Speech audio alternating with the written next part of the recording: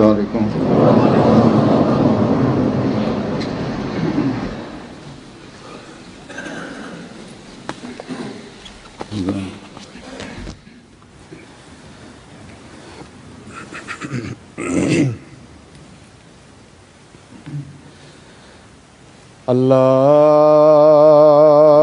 الله أكبر الله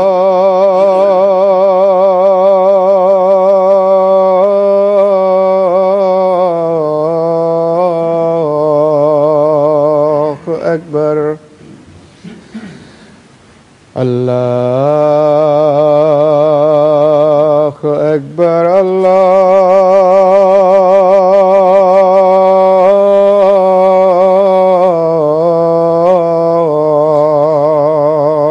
أكبر. أشهد أن لا إله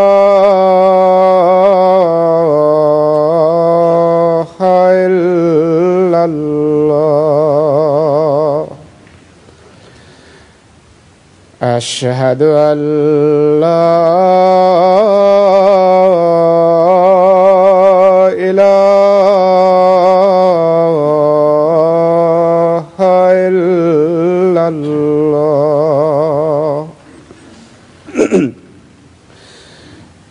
أشهد أن محمدًا رسول الله.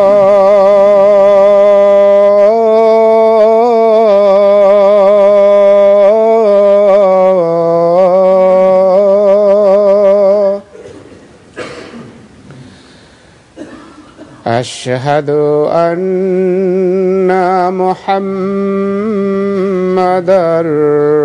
رسول الله. حي على الصلاة.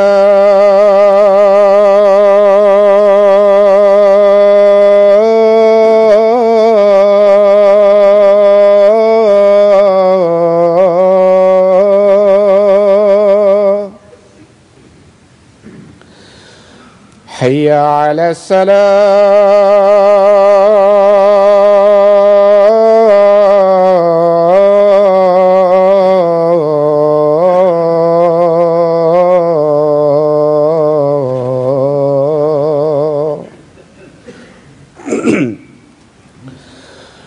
حي على الفلاح.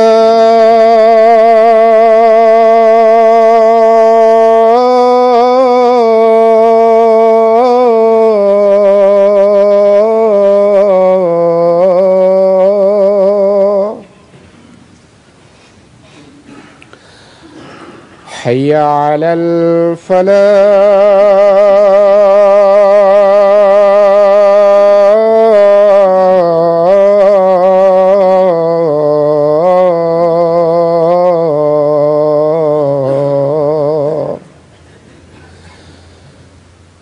الله أكبر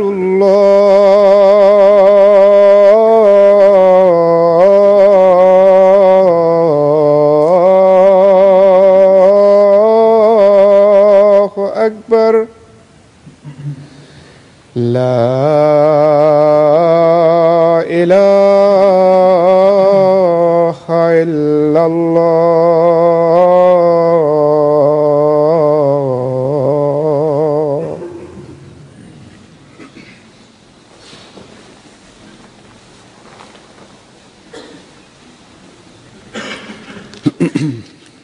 السلام عليكم ورحمة الله.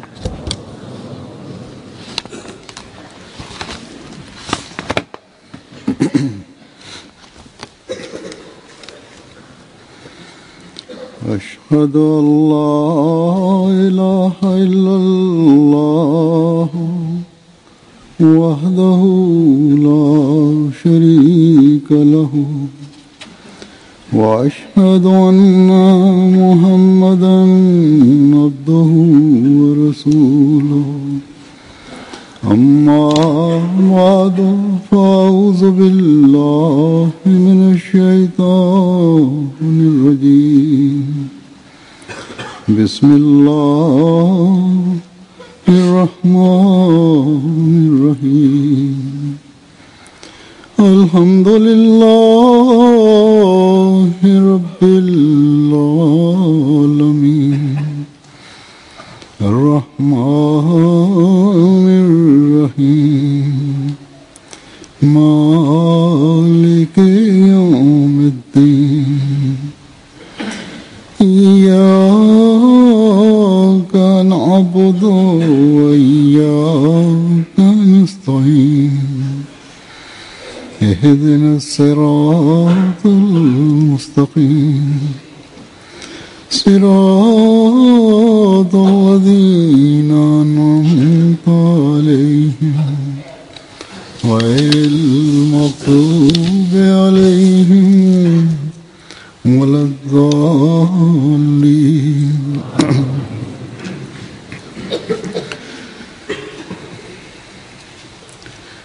आज के खुतबे के लिए भी मैं पेशगोई ഇന്നത്തെ ഖുത്ബക്ക് വേണ്ടിയും ഞാൻ कोई मौजू सोच रहा था। മുസ്ലിം മഊദിന്റെ പ്രവചനത്തെ സംബന്ധിച്ചുള്ള വിഷയമായിരുന്നു ചിന്തിച്ചിരുന്നത്. उम्मीद तौर पर हम എന്നാൽ पेशगोई मुस्लिम मौद बयान करते हैं, പൊതുവിൽ നാം उसकी वजाहत മുസ്ലിം മഊദിന്റെ പ്രവചനമാണ് പറയാനുള്ളതെന്ന ചിന്ത വന്നു. അതിനെക്കുറിച്ച് വിശദീകരിക്കുന്നു. സംക്ഷിപ്തമായി मुस्लिम ഹദ്റത്ത് മുസ്ലിം മഊദ് റളിയല്ലാഹു തആല അൻഹു ചെയ്ത പ്രവർത്തനങ്ങളെക്കുറിച്ച് പരാമർശിക്കുന്നു. अल्लाह ताला ने आपको जो खुदादाद അള്ളാഹു इल्म അദ്ദേഹത്തിന് ധാരാളം फरमाई थी, ദൈവിക ജ്ഞാനവും ബുദ്ധിശക്തിയും ഉൾക്കാഴ്ചയും നൽകിയിരുന്നു. അതിന്റെ വിവിധ വശങ്ങളുണ്ട്. पहले भी आपके ഖിലാഫത്തിന് മുമ്പുള്ള और तकरीरें അദ്ദേഹത്തിന്റെ ലിഖിതങ്ങളും പ്രഭാഷണങ്ങളും भरी हुई അറിവിലും വിജ്ഞാനത്താലും നിറഞ്ഞതായിരുന്നു. तकरीरें അദ്ദേഹത്തിന്റെ ഗ്രന്ഥങ്ങളും പ്രഭാഷണങ്ങളും अनवार ലേഖനങ്ങളും नाम से जो किताब അൻവാറുൽ ഉലൂം എന്ന പേരിൽ छपी हुई है, ഗ്രന്ഥരൂപത്തിൽ വിവിധ വാള്യങ്ങളിലായി പ്രസിദ്ധീകരിച്ചിട്ടുണ്ട്. इसकी ഇതുവരെ അതിന്റെ 23 വാള്യങ്ങൾ പ്രസിദ്ധീകരിച്ചു കഴിഞ്ഞു. 600 से ऊपर से ഓരോ വാള്യവും मुश्तमिल है। 600-ലേറെ പേജുകൾ ഉള്ളവയാണ്. मजीद भी इंशाल्लाह छपेंगी, ये मुकम्मल नहीं हुई। ഇനിയും പ്രസിദ്ധീകരിക്കുന്നതാണ്. ഇൻഷാ അല്ലാഹ് പൂർണ്ണമായിട്ടില്ല. അതുപോലെ അദ്ദേഹത്തിന്റെ ജുമാ ഖുതുബകളും ധാരാളമുണ്ട്. അതിന്റെയും 24 जिल्दें शाया हो चुकी हैं। 24 വാള്യങ്ങൾ പ്രസിദ്ധീകരിച്ചു കഴിഞ്ഞു. हर जिल्द जो है 600 से ज्यादा അതിന്റെയും ഓരോ വാള്യങ്ങളിലും 600-ലേറെ പേജുകളാണുള്ളത്. भी 1943 ഇപ്പോൾ तक की 1942-43 വരെയുള്ളതാണ് പ്രസിദ്ധീകരിച്ചു കഴിഞ്ഞത് ഖുതുബകൾ. जैसा कि मैंने कहा, ഞാൻ പറഞ്ഞതുപോലെ ഇനിയും പ്രസിദ്ധീകരിക്കുന്നതാണ്. फजल उमर फाउंडेशन जो आपके काम അദ്ദേഹത്തിന്റെ പ്രവർത്തനങ്ങളെയും बात को तकरीर ഖുതുബകളെയും പ്രഭാഷണങ്ങളെയും ചുരുക്കൂട്ടുന്നതിന് फैलाने के लिए പ്രചരിപ്പിക്കുന്നതിനും സ്ഥാപിച്ച ഫദ്ലെ ഉമർ ഫൗണ്ടേഷനിൽ मुजामीन वगैरह പ്രസ്തുത പ്രഭാഷണങ്ങളുടെയും ലിഖിതങ്ങളുടെയും में करवा रही है। പരിഭാഷ വിവിധ ഭാഷകളിൽ ചെയ്യിക്കുന്നുണ്ട്. अंग्रेजी में तो ഇംഗ്ലീഷിൽ ഇൻഷാ അല്ലാഹ് തആല ഉടൻ തന്നെ मुहैया हो जाए, ചില ഗ്രന്ഥങ്ങളുടെ പരിഭാഷ ലഭ്യമാകുന്നതാണ്. ചിലതിപ്പോൾ ലഭ്യവുമാണ്. और फिर बाकी जुबानों में भी होंगे। कुछ अरबी में മറ്റു ഭാഷകളിലും നടന്നുകൊണ്ടിരിക്കുകയാണ്. में हो चुके हैं, ചിലത് അറബിയിലും പരിഭാഷപ്പെടുത്തുകയും പ്രസിദ്ധീകരിക്കുകയും ചെയ്തു കഴിഞ്ഞു. उर्दू के बाद കൂടുതൽ ജോലികളും ഉറുദുവിന് ശേഷം അറബിയിലാണ് ഉണ്ടായതെന്ന് തോന്നുന്നു. जामियात के നമ്മുടെ വിവിധ രാജ്യങ്ങളിലുള്ള ജാമ്യകളിലെ വിദ്യാർത്ഥികളും तर्जमे कर रहे हैं। मकाला അതിനെ പരിഭാഷപ്പെടുത്തുന്നുണ്ട്. शायद पास करने के जो लिखा जाता है, ഷാഹിദ് പാസ്സാകുന്നതിന് വേണ്ടി എഴുതുന്ന ഉപന്യാസത്തിൽ इन कुतुब के അവർക്ക് तर्जमे दिया गया है। ഈ ഗ്രന്ഥങ്ങളെ പരിഭാഷപ്പെടുത്തുന്നതിനായി നൽകിയിരുന്നു. है ഏതായിരുന്നാലും जो आपने അദ്ദേഹം തന്റെ ജീവിതത്തിലും 52 വർഷ जमात को दिया, ഖിലാഫത്ത് കാലഘട്ടത്തിലും ജമാഅത്തിന് നൽകിയ ഒരു ഖജനാവാണിത്. എന്നാൽ അതിന്റെ പ്രസിദ്ധീകരണം 1000-ഓളം മാത്രമേ ഉണ്ടാകുന്നുള്ളൂ. वो भी शायद അത് വാങ്ങുന്നവർ तफसील से पढ़ते हों। വിശദമായി വായിക്കുന്നില്ലായിരിക്കാം. लाखों नौबाई ഇപ്പോൾ ലക്ഷക്കണക്കിന് നവ അഹമ്മദികൾക്കും जो उर्दू में न पढ़ പുതിയ തലമുറയ്ക്കും ना उनकी ഉറുദു അറിയുകയുമില്ല. उन्हें मुहैया है। അവരുടെ ഭാഷയിൽ അത് ലഭ്യവുമല്ല. अभी जैसा कि मैंने कहा ലഭ്യമാണെങ്കിൽ തന്നെ ഞാൻ പറഞ്ഞതുപോലെ तादाद में है। വളരെ കുറച്ച് മാത്രമേ ഉള്ളൂ. नस्ल की अक्सरियत और പുതിയ തലമുറയിലെ ഭൂരിഭാഗം പേർക്കും നവ അഹമ്മദികൾക്കും अंदाजे അദ്ദേഹത്തിന്റെ പ്രഭാഷണത്തിന്റെയും രചനയുടെയും ശൈലിയെക്കുറിച്ച് അറിവില്ല. आपके इल्म मार्फत का कुछ अंदाजा है. അദ്ദേഹത്തിന്റെ അറിവിനെയും വിജ്ഞാനത്തെയും കുറിച്ചുള്ള അറിവുമില്ല. मेरी उम्र के लोग പ്രത്യുത अहमदी हैं, എന്റെ പ്രായത്തിലുള്ള അല്ലെങ്കിൽ അല്പം കൂടുതലുള്ള उनको भी ജന്മന അഹമ്മദികളായവർക്കും दीवाना और तकरीरन അദ്ദേഹത്തിന്റെ പ്രഭാഷണ ശൈലിയെക്കുറിച്ചുള്ള അറിവില്ല. अगर हम ये मजमुए और खजाने पढ़ ഈ സമാഹാരത്തെയും ഖജനാവിനെയും വായിക്കുമ്പോൾ മാത്രമേ की इल्मी वसत നമുക്ക് അദ്ദേഹത്തിന്റെ വിശാലമായ അറിവിനെക്കുറിച്ചും से പ്രവചനത്തിൽ പറഞ്ഞതുപോലെ से पूर्व അള്ളാഹുവിൽ നിന്ന് ആന്തരികവും ബാഹ്യവുമായ അറിവുകളാൽ നിറക്കപ്പെടും എന്നതിനെയും സംബന്ധിച്ച് വിഭാവനം ചെയ്യാൻ സാധിക്കുകയുള്ളൂ. और अपने इल्म में भी അതോടൊപ്പം इजाफा कर सकते हैं. സ്വന്തം അറിവിലും വർധന ഉണ്ടാക്കാൻ സാധിക്കുന്നതാണ്. कि उस जमाने में അക്കാലഘട്ടത്തിൽ വീഡിയോ ഓഡിയോകളുടെ വലിയ സംവിധാനമൊന്നും ഉണ്ടായിരുന്നില്ല. लूप रिकॉर्डिंग होती थी. അദ്ദേഹത്തിന്റെ ഖിലാഫത്തിന്റെ അവസാന വർഷങ്ങളിൽ ജനങ്ങൾ റെക്കോർഡ് ചെയ്ത ഒന്നിന്റെ പ്രഭാഷണങ്ങളും गई वो भी കാലഘട്ടങ്ങൾ കടന്നുപോയപ്പോൾ इब्तिदाई जमाना से അതിന്റെ ശബ്ദവും ശരിയായ നിലയിലല്ല ഉള്ളത്. काफी हद तक उसकी आवाज में वो इतनी अच्छी नहीं रही. और वो भी आपका जो अंदाज था, ആ റെക്കോർഡിംഗിൽ അദ്ദേഹത്തിന്റെ യഥാർത്ഥ जो रिकॉर्डिंग ശൈലിയുള്ള പ്രൗഢിയും ഗാംഭീര്യതയും ഇല്ല തന്നെ. बहरहाल ये शुक्र है ഏതായാലും कि तहरीरात ലേഖനങ്ങളുടെയും तहरीर का കുത്തുബകളുടെയും പ്രഭാഷണങ്ങളുടെയും बात का काम റിക്കാർഡ് का रिकॉर्ड काफी हद तक मौजूद है. നല്ലൊരു പരിധിവരെ ഉണ്ട് എന്നത് അള്ളാഹുവിന്റെ അനുഗ്രഹമാണ്. कि उस जमाने നല്ലൊരു പരിധിവരെ എന്ന് ഞാൻ പറയാൻ കാരണം അക്കാലത്ത് ഹുസൂർ में जगह एहसास हो എഴുതുന്നവരെ നിയമിക്കുമായിരുന്നു. कि दूध नबी ചില സമയത്ത് थे तो उन्होंने ആ എഴുത്തുകാർ तौर पर കുത്തുബകളുടെയും പ്രഭാഷണങ്ങളുടെയും ലേഖനങ്ങളുടെയും ചില വരികൾ പൂർണ്ണമായോ അല്ലെങ്കിൽ ഭാഗികമായോ നോട്ട് ചെയ്യാറുണ്ടായിരുന്നില്ല എന്ന് തോന്നിപ്പോകുന്നു. ചില കാര്യങ്ങൾ എഴുതാൻ വിട്ടുപോയിരിക്കുന്നു. बहरहाल आज मैंने बजाय ഏതായാലും ഞാൻ ഇന്ന് ഈ പ്രവചനത്തെ സംബന്ധിച്ച് പരാമർശിക്കുന്നതിന് പകരമായി कि आपका एक खुद അദ്ദേഹത്തിന്റെ ഒരു ഖുതുബ जितना ज्यादा സമയ आपके अल्फाज പരിമിതിയിൽ നിന്നുകൊണ്ട് हो सकता है वक्त എത്രയധികം അദ്ദേഹത്തിന്റെ വാക്കുകളിൽ തന്നെ കേൾപ്പിക്കാൻ കഴിയുമോ जो खुद കേൾപ്പിക്കണമെന്ന് ആഗ്രഹിക്കുകയാണ്. ये भी दुआ के तरीके ഞാൻ തിരഞ്ഞെടുത്ത ഖുതുബയുടെ വിഷയം ദുആയെ സംബന്ധിച്ചും ये यकीन അള്ളാഹുവാണ് എല്ലാ കഴിവുകളുടെയും ഉടമസ്ഥൻ, चाहता है वही होता है. അവൻ ആഗ്രഹിക്കുന്നതാണ് നടക്കുന്നത് എന്നുള്ള ദൃഢവിശ്വാസത്തെയും കുറിച്ചുള്ളതാണ്. मून मैंने इसलिए भी चुना है कि आप ഈ വിഷയം ഞാൻ തിരഞ്ഞെടുക്കാനുള്ള ഒരു കാരണം, नताई देखना चाहते അഥവാ ഇന്നും നാം അത്ഭുത ദൃഷ്ടാന്തങ്ങൾ കാണാൻ ആഗ്രഹിക്കുന്നുവെങ്കിൽ ഈ വിഷയത്തിലുള്ള ശരിയായ അറിവും അത് പ്രാവർത്തികമാക്കുകയും ചെയ്യേണ്ടത് അനിവാര്യമാണ്. 42 का है.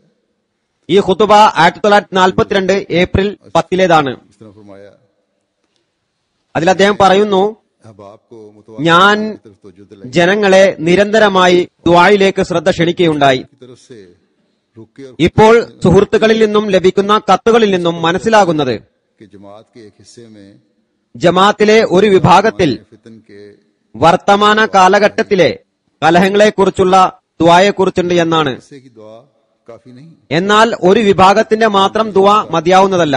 कि आजकल भी ഇന്നും ഇതേ അവസ്ഥ തന്നെയാണ് ഇന്നുള്ളതെന്ന് ഞാൻ ഇവിടെ പറയാൻ ആഗ്രഹിക്കുന്നു. बार बार कहने के ഞാൻ വീണ്ടും വീണ്ടും പറഞ്ഞിട്ടുകൂടി ദുആയിലേക്കും अपने हाल तो തങ്ങളുടെ അവസ്ഥകൾ മാറ്റുന്നതിലേക്കും जो तवज्जो होनी चाहिए वो नहीं. ഉണ്ടാകേണ്ട ശ്രദ്ധ ഉണ്ടാകുന്നില്ല. बहरहाल फिर आप आगे फरमाते हैं ഏതായാലും कि जरूरत അദ്ദേഹം തുടർന്ന് പറയുന്നു, मर्दों और औरतों പുരുഷന്മാരുടെയും സ്ത്രീകളുടെയും की जहनीत കുട്ടികളുടെയും के लिए बदला जाए. മാനസികാവസ്ഥ ദുആയിലേക്ക് മാറ്റേണ്ടതാണ്. इस रंग में बदल जाती है മാനസികാവസ്ഥ മാറ്റുന്നതിനായി इस रंग में बदली जाती है कि सबसे पहले दुआ पर പ്രഥമമായി और ईमान ദുആയിൽ ദൃഢവിശ്വാസം ഉണ്ടാകേണ്ടതുണ്ട്. बगैर यकीन के दुआ मांगता है വിശ്വാസമില്ലാതെ ദുആ ചെയ്യുന്ന വ്യക്തിയുടെ ദുആ यहाँ मकबूल नहीं हुआ करती. അള്ളാഹുവിന്റെ പക്കൽ സ്വീകാര്യമല്ല. होता है कभी ऐसे शख्स की दुआ ചിലപ്പോൾ कबूल हो जाए അങ്ങനെയുള്ള വ്യക്തിയുടെ ദുആ ചിലപ്പോൾ സ്വീകരിക്കപ്പെട്ടേക്കാം, और उस മാതൃക എന്ന നിലയിൽ മാത്രം. അയാളുടെ ഹൃദയത്തിൽ ദൃഢവിശ്വാസം സംജാതമാകുന്നതിനായി. के तौर पर എന്നാൽ उस शख्स की दुआ कबूल നിയമപരമായി जिसके दिल അള്ളാഹു में यकीन होता है कि खुदा मेरी सुनेगा। എന്റേത് കേൾക്കുന്നതാണ് എന്ന ദൃഢവിശ്വാസമുള്ള വ്യക്തിയുടെ ദുആയാണ് അള്ളാഹു സ്വീകരിക്കുക. വിശുദ്ധ ഖുർആനിൽ അള്ളാഹു പറയുന്നു, അമ്മ യുജീബുൽ മുസ്തറ ഇദാ ദഅഉ. ഗതിമുട്ടിയവന്റെ ദുആ ആരാണ് കേൾക്കുന്നത്? और फिर फरमाता है अल्लाह ही सुनता है। പിന്നീട് പറയുന്നു, അള്ളാഹുവാണ് കേൾക്കുന്നത്. में ये होते हैं അറബിയിൽ മുസ്തർ എന്നതിന്റെ അർത്ഥം से धक्के देकर ആരെയെങ്കിലും 4 ഭാഗത്തു നിന്നും ഉന്തി തള്ളി എങ്ങോട്ടെങ്കിലും കൊണ്ടുപോവുക. 4 ഭാഗത്തു നിന്നും മാർഗം അടഞ്ഞതായി കണ്ട് ഏതെങ്കിലും ഒരു ഭാഗത്തേക്ക് പോകുക. അതിനെയാണ് മുസ്തർ എന്ന് പറയുന്നത്. അതായത് അയാൾ എല്ലാ ഭാഗത്തും അഗ്നിയെ കാണുന്നു. തന്റെ വലത്തേക്ക് നോക്കുമ്പോൾ അഗ്നിയെ കാണുന്നു, തന്റെ ഇടത്തേക്ക് നോക്കുമ്പോൾ അഗ്നിയെ കാണുന്നു, तो उसे आग തന്റെ പിന്നിലേക്ക് നോക്കുമ്പോൾ अपने नीचे देखता है, അവന് അഗ്നിയെ കാണുന്നു, തന്റെ താഴേക്ക് നോക്കുമ്പോൾ അവൻ അഗ്നിയെ കാണുന്നു, തന്റെ മുകളിലേക്ക് നോക്കുമ്പോൾ അവൻ അഗ്നിയെ കാണുന്നു. खुदा ताला അവന്റെ മുന്നിൽ അള്ളാഹുവിന്റെ ഒരു ഭാഗം മാത്രം ബാക്കിയാകുന്നു. അതിലേക്ക് അവന്റെ ദൃഷ്ടി പതിക്കുന്നു. और सब മറ്റെല്ലായിടത്തും അവൻ की आग दिखाई देती അഗ്നിയെ മാത്രം കാണുന്നുള്ളൂ. है। सिर्फ एक तरफ ഒരു ഭാഗത്ത് മാത്രമേ അവന് ശാന്തി കാണപ്പെടുന്നുള്ളൂ. समझ सकते हो कि ഇതിൽ നിന്നും ഗതിമുട്ടിയവന്റെ കാര്യത്തിൽ ദൃഢവിശ്വാസം ഉണ്ടാകേണ്ടത് അനിവാര്യമാണെന്ന് നിങ്ങൾക്ക് മനസ്സിലാക്കാം. ഹൃദയത്തിൽ പരിഭ്രമം ഉണ്ടാകുന്നു എന്നത് മാത്രമല്ല മുസ്തറിന്റെ വിവക്ഷ. आशा किसी तरफ चलती പരിഭ്രമത്താൽ ഒരാൾ ചിലപ്പോൾ അനിയന്ത്രിതമായി ഒരു ഭാഗത്തേക്ക് നീങ്ങുന്നു. वहां उसे अमन भी നീങ്ങുന്ന ഭാഗത്ത് തനിക്ക് സമാധാനം ലഭിക്കുമോ ഇല്ലയോ എന്ന വിശ്വാസമില്ലാതെ തന്നെ അങ്ങോട്ട് പോകുന്നു. ചില സമയത്ത് അപകടം പതിയിരിക്കുന്ന സ്ഥലത്തേക്ക് തന്നെ ചിലർ പരിഭ്രമാവസ്ഥയിൽ പോകുന്നു. അവർക്കതിൽ നിന്നും രക്ഷ ലഭിക്കില്ല. का दिल में അതിനാൽ ഹൃദയത്തിൽ വേവലാതി ഉണ്ടാകുക എന്നത് മാത്രം ഇസ്തിറാറിനെ സൂചിപ്പിക്കുന്നില്ല. इस्तिरार पर वही हालत दलालत किया करती है जब 4 ഭാഗത്തും മനുഷ്യന് അഭയത്തിനുള്ള ഒരു സ്ഥലവും കാണാതിരിക്കുകയും और एक तरफ ഒരു ഭാഗത്ത് മാത്രം കാണപ്പെടുകയും ചെയ്യുന്ന അവസ്ഥയാണ് ഇസ്തിറാറിന്റെ അവസ്ഥയെ സൂചിപ്പിക്കുന്നത്. नामत है, ചുരുക്കത്തിൽ चारों तरफ 4 ഭാഗത്തും അഗ്നിയെ കാണപ്പെടുക എന്നതല്ല ഇസ്തിറാറിന്റെ അവസ്ഥ. अमन മറിച്ച് ഒരു ഭാഗത്ത് സമാധാനം കാണപ്പെടേണ്ടതാണ്. वहां आग नहीं। അവിടെ അഗ്നിയില്ല എന്ന് മനുഷ്യന് പറയാൻ കഴിയണം. खुदा ताला के हुजूर അങ്ങനെയുള്ള ദുആയാണ് ദൈവസന്നിധിയിൽ സ്വീകരിക്കപ്പെടുന്നത്. बंदा इस रंग में ദുആ ചെയ്യുമ്പോൾ മനുഷ്യൻ അല്ലാഹുവല്ലാതെ എനിക്ക് മറ്റൊരു അഭയസ്ഥാനവുമില്ലെന്ന് मेरे लिए और कोई पनाह ദൃഢവിശ്വാസത്താൽ അവന്റെ മുമ്പിൽ ഹാജരാകുന്നു. की हालत है जिसे रसूल करीम മുസ്തറിന്റെ ഈ അവസ്ഥയെ സംബന്ധിച്ചാണ് റസൂൽ തിരുമേനി സല്ലല്ലാഹു അലൈഹി വസല്ലം फरमाया है कि ला मलजा वला ലാ മൽജഅ इनका इल्ला വലാ മൻജഅ മിൻക ഇല്ലാ ഇലൈക എന്ന വാക്കുകളിൽ പറഞ്ഞിട്ടുള്ളത്. അതായത് അല്ലാഹുവേ ലാ മൽജഅ വലാ മൻജഅ മിൻക, और तेरी तरफ से आने നിന്റെ ശിക്ഷയിൽ നിന്നും നിന്നിൽ നിന്ന് വരുന്ന പരീക്ഷയിൽ നിന്നും യാതൊരു അഭയസ്ഥാനവുമില്ല, सिवाय इसके ഭയത്തിന് യാതൊരു സ്ഥാനവുമില്ല. എല്ലായിടത്തു നിന്നും നിരാശനായി കണ്ണടച്ചുകൊണ്ട് നിന്നിലേക്ക് വരികയല്ലാതെ. तो ला मलजा वला मंजा അതിനാൽ ലാ മൽജഅ വലാ മൻജഅ എന്ന അവസ്ഥ തന്നെയാണ് ഇസ്തിറാറിന്റെ അവസ്ഥ. खुदा ने कुरान में कहा അള്ളാഹു വിശുദ്ധ ഖുർആനിൽ जीबुल അമ്മ യുജീബുൽ മുസ്തറ ഇസാ ദഅ कि बताओ मुस्तर की कौन सुनता है, പറയുക, तो मुस्तर के माने ഗതിമുട്ടിയവന്റെ അർത്ഥന ആരാണ് കേൾക്കുന്നത് എന്ന് പറയുമ്പോൾ जो अल्लाह ताला के सिवा മുസ്തർ എന്നുള്ളത് കൊണ്ടുള്ള വിവക്ഷ അള്ളാഹുവിനെ കൂടാതെ ആരെയും മൽജവും മഞ്ചവുമായി കണക്കാക്കാത്തതും അള്ളാഹുവിനെ കൂടാതെ ആരെയും इस आयत മഞ്ചവും മൽജവും ആയി സ്വീകരിക്കാത്ത വ്യക്തിയുടെ ദുആയാകുന്നു. ज्यादा അമ്മ യുജീബുൽ മുസ്തറ ഇദാ ദഅഹു എന്ന ആയത്തിൽ इस कैफियत യഥാർത്ഥത്തിൽ की तरफ ഈ ഇസ്തിറാറിന്റെ അവസ്ഥയെക്കുറിച്ചാണ് സൂചിപ്പിക്കുന്നത്.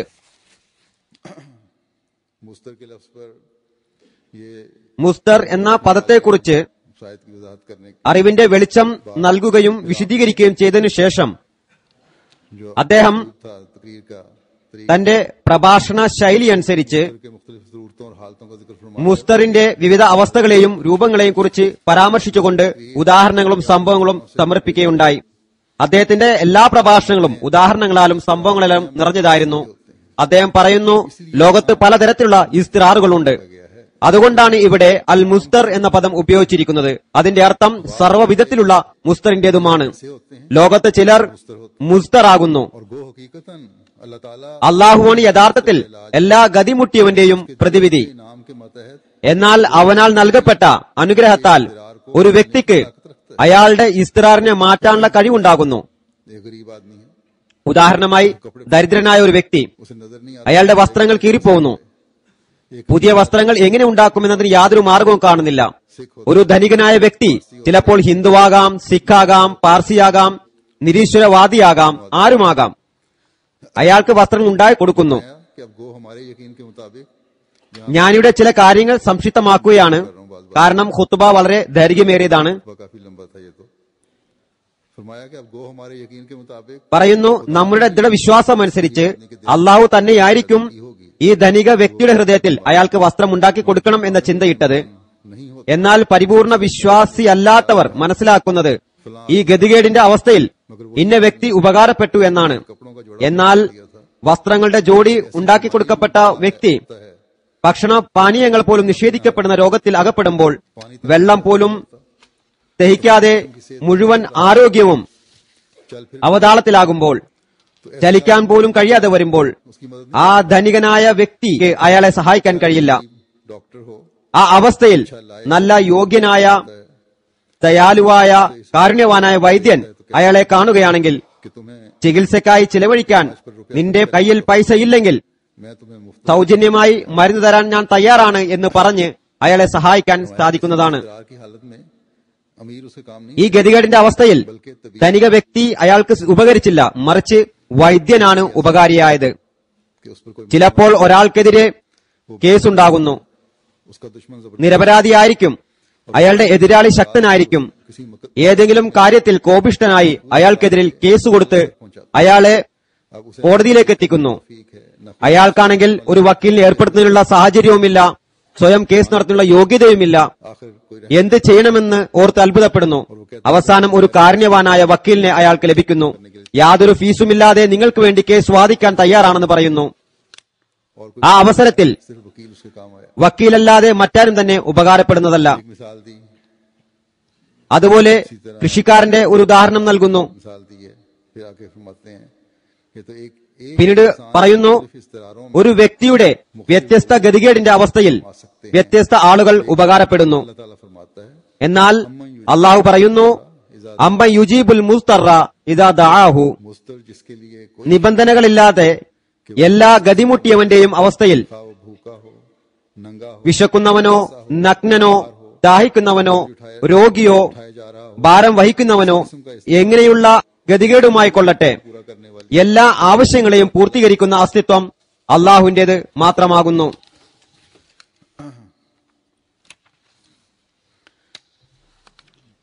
फिर फरमाया कुछ हिस्सा में छोड़ തുടർന്ന് പറയുന്നു, कि हर किस्म के കുറച്ചു ഭാഗം ഞാൻ ഉപേക്ഷിക്കുകയാണ്. मुद्दे पूरी करने എല്ലാ വിധത്തിലുള്ള ഗതിമുട്ടിയവന്റെയും ആവശ്യം പൂർത്തിയാക്കുന്നത് അള്ളാഹുവിന്റെ അസ്തിത്വമാകുന്നു. वाली होती हैं, മനുഷ്യന്റെ ഗതികേടിന്റെ ആയിരക്കണക്കിന് അവസ്ഥകളുണ്ട്. काम नहीं आ सकता। ഈ അവസ്ഥകളിൽ ഒരു രാജാവും ഉപയോഗപ്പെടുന്നതല്ല. बादशाह खजाना ഒരു വ്യക്തി കഠിന രോഗിയാണെന്ന് സങ്കല്പിക്കുക. അവിടെ രാജാവ് ഉപകാരിയാകുന്നില്ല. രാജാവിന്റെ സൈന്യം അവന് പ്രയോജനപ്പെടില്ല. രാജാവിന്റെ സാമീപ്യം അവന് പ്രയോജനപ്പെടില്ല. जो हर किस्म की എല്ലാ തരത്തിലുള്ള രോഗങ്ങളെയും അകറ്റുവാനുള്ള കഴിവുള്ള അള്ളാഹുവാണ് അവന് ഉപകാരപ്പെടുക. जिस पर भेड़िया ഏകനായി വനത്തിലൂടെ സഞ്ചരിക്കുന്ന ഒരാൾക്ക് നേരെ അവിചാരിതമായി സിംഹമോ ചെന്നായിയോ ആക്രമിക്കുകയാണെങ്കിൽ എത്ര വലിയ രാജാവോ രാജകുമാരനോ ആയിക്കൊള്ളട്ടെ, അവരെന്ത് സഹായിക്കാനാണ്? जंगल में वो तनहा जा रहा പറയുന്നു, कि शेर चीता വനത്തിലൂടെ ഒറ്റയ്ക്ക് യാത്ര ചെയ്യുകയാണ്. ऐसी हालत സിംഹമോ പുലിയോ ചെന്നായോ അയാളുടെ മുന്നിൽ വരുന്നു. അങ്ങനെയുള്ള അവസ്ഥയിൽ അള്ളാഹുവിന്റെ അസ്തിത്വം മാത്രമാണ് ഉപകാരപ്പെടുക. अंदर ये ഒരു മനുഷ്യനും സഹായിക്കാൻ സാധ്യമല്ല. इस तरह की അതിനാൽ ഏതുവരെ എല്ലാ ഗതികേടിന്റെ അവസ്ഥയിലും അള്ളാഹു അല്ലാതെ മറ്റാരും പ്രയോജനപ്പെടുന്നില്ല എന്ന ദൃഢവിശ്വാസം മനുഷ്യനുണ്ടാകുന്നില്ലയോ അതുവരെ അവൻ മുസ്തർ എന്ന് പറയപ്പെടാവുന്നതല്ല.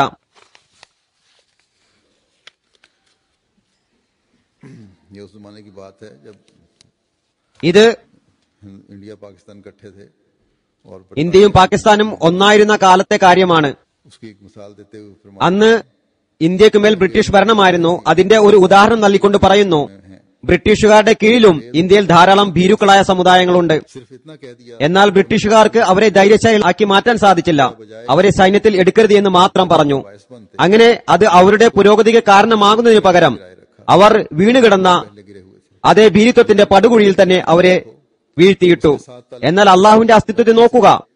അവനുമായി ബന്ധം സ്ഥാപിച്ചാൽ വലിയ വലിയ ഭീരുവും ധൈര്യശാലിയായിത്തീരുന്നു.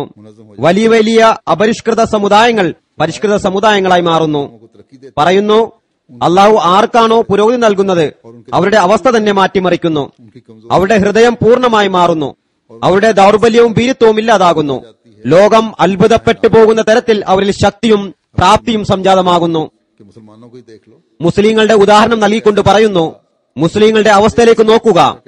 ഏതെങ്കിലും ഒരു ഭരണാധികാരിയുടെ കീഴിൽ കഴിയുന്നതും किसी निजाम സ്ഥിരമായി ഒരു വ്യവസ്ഥിതിയുടെ കീഴിൽ കഴിയുന്നതും സഹിക്കാൻ കഴിയാത്ത ഒരു ജനതയായിരുന്നു അറേബ്യയിൽ ഉണ്ടായിരുന്നത്. മറിച്ച് ഗോത്രത്തലവൻ പൊതുജനങ്ങളോട് അഭിപ്രായം തേടിയായിരുന്നു പ്രവർത്തിച്ചിരുന്നത്. ഓരോ ഗോത്രവും സ്വതന്ത്രമാണെന്നാണ് ധരിച്ചിരുന്നത്. എന്നാൽ ഇന്നുള്ള ഒരു ചെറിയ രാജ്യത്തിന്റെ ശക്തി പോലും അവർക്കുണ്ടായിരുന്നില്ല. ചില ഗോത്രങ്ങളിൽ 1000 പേരായിരുന്നു ഉണ്ടായിരുന്നത്, ചിലതിൽ 2000 പേരും ചിലതിൽ 3000 പേരുമായിരുന്നു ഉണ്ടായിരുന്നത്. मक्के की आबादी भी उस वक्त सिर्फ അന്ന് മക്കയുടെ ജനസംഖ്യ जिसमें कई कबाइल थे, 10,000 15,000 മാത്രമായിരുന്നു. उनके पास कोई അവരിൽ ധാരാളം ഗോത്രങ്ങൾ ഉണ്ടായിരുന്നു. യാതൊരു വ്യവസ്ഥിതിയും ഉണ്ടായിരുന്നില്ല, യാതൊരു ഖജനാവും ഉണ്ടായിരുന്നില്ല, യാതൊരു ഭടനം ഉണ്ടായിരുന്നില്ല, സൈന്യത്തിന്റേതായിട്ടുള്ള സുസ്ഥിര കാര്യാലയവും ഉണ്ടായിരുന്നില്ല. वो एक ऐसी कौम थी जो बिल्कुल बेराह और വഴിയറിയാത്ത ഒരു സമുദായമായിരുന്നു അത്. काम सही ഒരു രീതിയിലും ശരിയായ വ്യവസ്ഥിതിയും അവരിൽ കാണപ്പെട്ടിരുന്നില്ല. ऐसी हालत में रसूल करीम അങ്ങനെയുള്ള അവസ്ഥയിൽ റസൂൽ തിരുമേനി സല്ലല്ലാഹു അലൈഹി വസല്ലമയെ അള്ളാഹു നിയോഗിച്ചു. आप पर ईमान लाए।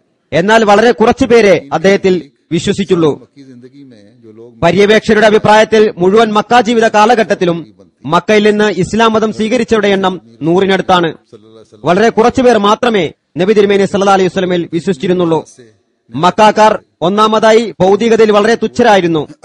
അവരിൽ ശക്തിയോ പ്രാപ്തിയോ ഉണ്ടായിരുന്നില്ല. अपने कबीले के തങ്ങളുടെ ഗോത്രത്തിന്റെ അഭിമാനം രക്ഷിക്കുന്നതിനായി യുദ്ധം ചെയ്യുന്നവരായിരുന്നുവെങ്കിലും ഭൗതികമായി യാതൊരു ശക്തിയും ഉണ്ടായിരുന്നില്ല. उन कमजोर लोगों में से भी പിന്നീട് ऐसे लोग ആ ദുർബലരിൽ നിന്ന് വിശ്വാസം സ്വീകരിച്ചവർ भी कमजोर समझे जाते थे। മക്കക്കാരുടെ ദൃഷ്ടിയിൽ തന്നെ ദുർബലരാണെന്ന് കരുതിയവരായിരുന്നു. എന്നാൽ അള്ളാഹു അവരുടെ ഹൃദയങ്ങളിൽ പിന്നീട് എത്തരത്തിലുള്ള ധീരതയാണ് സംജാതമാക്കിയത്. അപരിഷ്കൃതാവസ്ഥയിൽ നിന്നും എത്തരത്തിലുള്ള ഉന്നതമായ വ്യവസ്ഥിതിയാണ് ദൃശ്യമായത്. ആരുടെയും വാക്കുകൾ സ്വീകരിക്കപ്പെടുന്ന ഇഷ്ടപ്പെടാത്ത ഇതേ അറേബ്യയിലെ ജനങ്ങൾ, അതായത് ലോകത്ത് പരിഷ്കാരിയായ സമൂഹത്തിന്റെ അടയാളമായി കാണപ്പെടുന്ന അനുസരണം അവരുടെ ദൃഷ്ടിയിൽ കഠിനമായ അപമാനമായിരുന്നു. पुरानी अरब का एक പിന്നീട് അറേബ്യയിലെ देते हुए फरमाते പഴയൊരു പ്രശസ്തമായ കഥ ഉപമയായി നൽകിക്കൊണ്ട് പറയുന്നു, നോക്കുക. അറബി സാഹിത്യ ഗ്രന്ഥങ്ങളിൽ എഴുതിയിരിക്കുന്നു, അറേബ്യയിൽ അമർ ബിൻ ഹിന്ദ് എന്നുള്ള ഒരു ചക്രവർത്തി ഉണ്ടായിരുന്നു. അയാൾ സിറിയക്കും ഇറാഖിനും അടുത്തുള്ള ഒരു പ്രദേശത്ത് ഭരണം സ്ഥാപിച്ചു. हैं हासिल कर ली। അറേബ്യയുടെ ദൃഷ്ടിയിൽ ധാരാളം പ്രതാപവും പ്രൗഢിയും കരസ്ഥമാക്കി. തൽഫലമായി മുഴുവൻ അറേബ്യയും തന്നെ അനുസരിക്കുമെന്ന് അയാൾ ധരിക്കാൻ തുടങ്ങി. उसने ഒരിക്കൽ രാജസദസ്സിലുള്ളവരോട് സംസാരിക്കുന്നതിനിടയിൽ ആ ചക്രവർത്തി ചോദിച്ചു, എന്റെ വാക്കുകളെ നിഷേധിക്കുന്ന ആരെങ്കിലും അറേബ്യയിലുണ്ടോ? उन्होंने कहा कि एक शख्स अमर बिन कुलसूम അവർ പറഞ്ഞു, जो अपने അമർ ബിൻ കൽസും എന്ന് പേരുള്ള ഒരു വ്യക്തിയുണ്ട്. അയാൾ തന്റെ ഗോത്രത്തിന്റെ തലവനാണ്. ഞങ്ങളുടെ അഭിപ്രായത്തിൽ താങ്കളെ അനുസരിക്കാത്ത വ്യക്തിയാണ് അയാൾ. मैं इसकी तस्दीक करने के लिए उसे बुलवाया। അയാൾ പറഞ്ഞു, അത് ശരി, അതിനെ സാക്ഷ്യപ്പെടുത്തുന്നതിനായി ഞാൻ അയാളെ വിളിക്കുകയാണ്. അങ്ങനെ ചക്രവർത്തി അമർ ബിൻ കൽസൂമിനെ कि आप यहाँ तशरीफ ക്ഷണമയച്ചു. താങ്കൾ വരിക, താങ്കളെ കാണാൻ ആഗ്രഹിക്കുന്നു എന്ന് കത്തയച്ചു. को लेकर आ गए। അങ്ങനെ അയാൾ അവിടുത്തെ ആചാരമനുസരിച്ച് ഗോത്രത്തിലെ ഏതാനും ആളുകളെയും കൂട്ടി അവിടെ എത്തി. ചക്രവർത്തി ഒരു സ്ഥലത്ത് ഒരു കൂടാരത്തിൽ തങ്ങുകയായിരുന്നു. അവിടെ എത്തി അയാളും തന്റെ കൂടാരം സ്ഥാപിച്ചു. उनको ये भी लिखा था बादशाह ने മാതാവിനെയും മറ്റു പ്രിയപ്പെട്ടവരെയും दूसरे अजीजों को भी लेते आना, കൂട്ടിക്കൊണ്ടുവരണമെന്നും ആ ചക്രവർത്തി എഴുതിയിരുന്നു. अपनी वालदा को भी। അങ്ങനെ അതനുസരിച്ച് തന്റെ മാതാവിനെയും കൂടെ കൊണ്ടുവന്നിരുന്നു. अपनी वालदा से कहा അമർ ബിൻ ഹിന്ദ് തന്റെ മാതാവിനോട് പറഞ്ഞു, ജോലി ചെയ്യുന്നതിനിടയിൽ, काम करते करते അതായത് രാജാവ് പറഞ്ഞു, ജോലി ചെയ്യുന്നതിനിടയിൽ അമർ ബിൻ കുൽസൂമിന്റെ മാതാവിനോടും എന്തെങ്കിലും ചെറിയ സഹായം ആവശ്യപ്പെടണം. അപ്പോൾ അവരുടെ അവസ്ഥ എന്താണെന്ന് മനസ്സിലാകും. तो चुनाचे जब वो खाना खाने बैठे तो अरब के दस्तूर के मुताबिक അങ്ങനെ അവർ ഭക്ഷണത്തിനായി ഇരുന്നപ്പോൾ അറബിയുടെ ആചാര രീതി അനുസരിച്ച് ചക്രവർത്തി എന്ന് പറയപ്പെടുന്നുവെങ്കിലും അദ്ദേഹത്തിന്റെ മാതാവ് സ്വയം ഭക്ഷണം വിളമ്പാൻ തുടങ്ങി. തന്റെ മകനു വേണ്ടിയും गोया अमर അമർ ബിൻ കൽസൂമിന് വേണ്ടിയും. उस वक्त अमलन അതായത് അമർ ബിൻ ഹിന്ദിന്റെ മാതാവ്, का काम कर रही थी। बादशाह അതായത് ചക്രവർത്തിയുടെ മാതാവ് അന്നേരം അമർ ബിൻ കൽസൂമിനും മറ്റു ബന്ധുക്കൾക്ക് വേണ്ടിയും പണിയെടുക്കുകയായിരുന്നു. माँ का അങ്ങനെയുള്ള സമയത്ത് അമർ ബിൻ കൽസൂമിന്റെ മാതാവ് എന്തെങ്കിലും കാര്യത്തിൽ അവരെ സഹായിച്ചു എന്നത് बादशाह की माँ भी, അപമാനത്തിന് കാരണമാകില്ല. കാരണം ചക്രവർത്തിയുടെ മാതാവും പണിയെടുക്കുകയായിരുന്നു. ചക്രവർത്തിയുടെ മാതാവ് സ്വയം ചെയ്യുന്ന ജോലിയിൽ അവരെ സഹായിക്കുക എന്നത് അമർബിന് കൽസൂമിന്റെ മാതാവിനെ സംബന്ധിച്ചിടത്തോളം ഒരിക്കലും തന്നെ അവരുടെ അഭിമാനത്തിനും അന്തസ്സിനും വിരുദ്ധമായ കാര്യമായിരുന്നില്ല. എന്നാൽ സംഭവിച്ചത് എന്താണ്? ഭക്ഷണം വിളമ്പിക്കൊണ്ടിരുന്ന സമയത്ത് ഒരു പാത്രം അല്പം ദൂരത്തായിരുന്നു.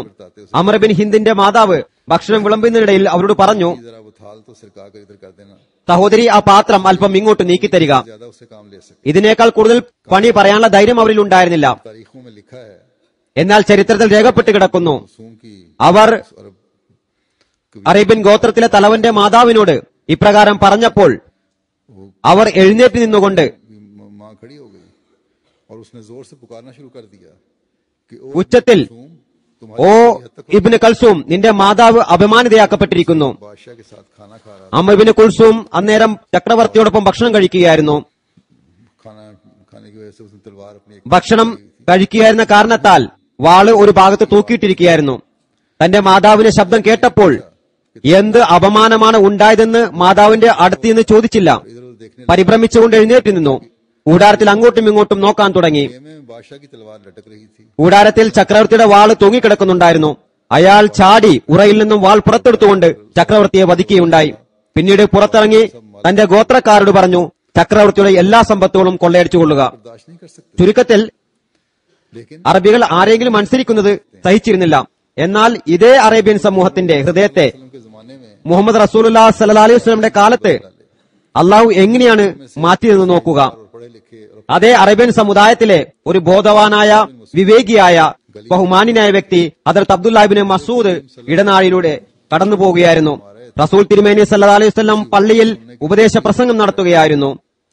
അദ്ദേഹം ആ ഉപദേശം കേൾക്കുന്നതിനായി പള്ളിയിലേക്ക് വരികയായിരുന്നു. जब वहां हज़रत എന്തോ കാരണത്താൽ നബി തിരുമേനി സല്ലല്ലാഹു അലൈഹി വസല്ലം പള്ളിയിൽ ജനങ്ങളോട് ഇരിക്കുവാൻ ആവശ്യപ്പെട്ടു.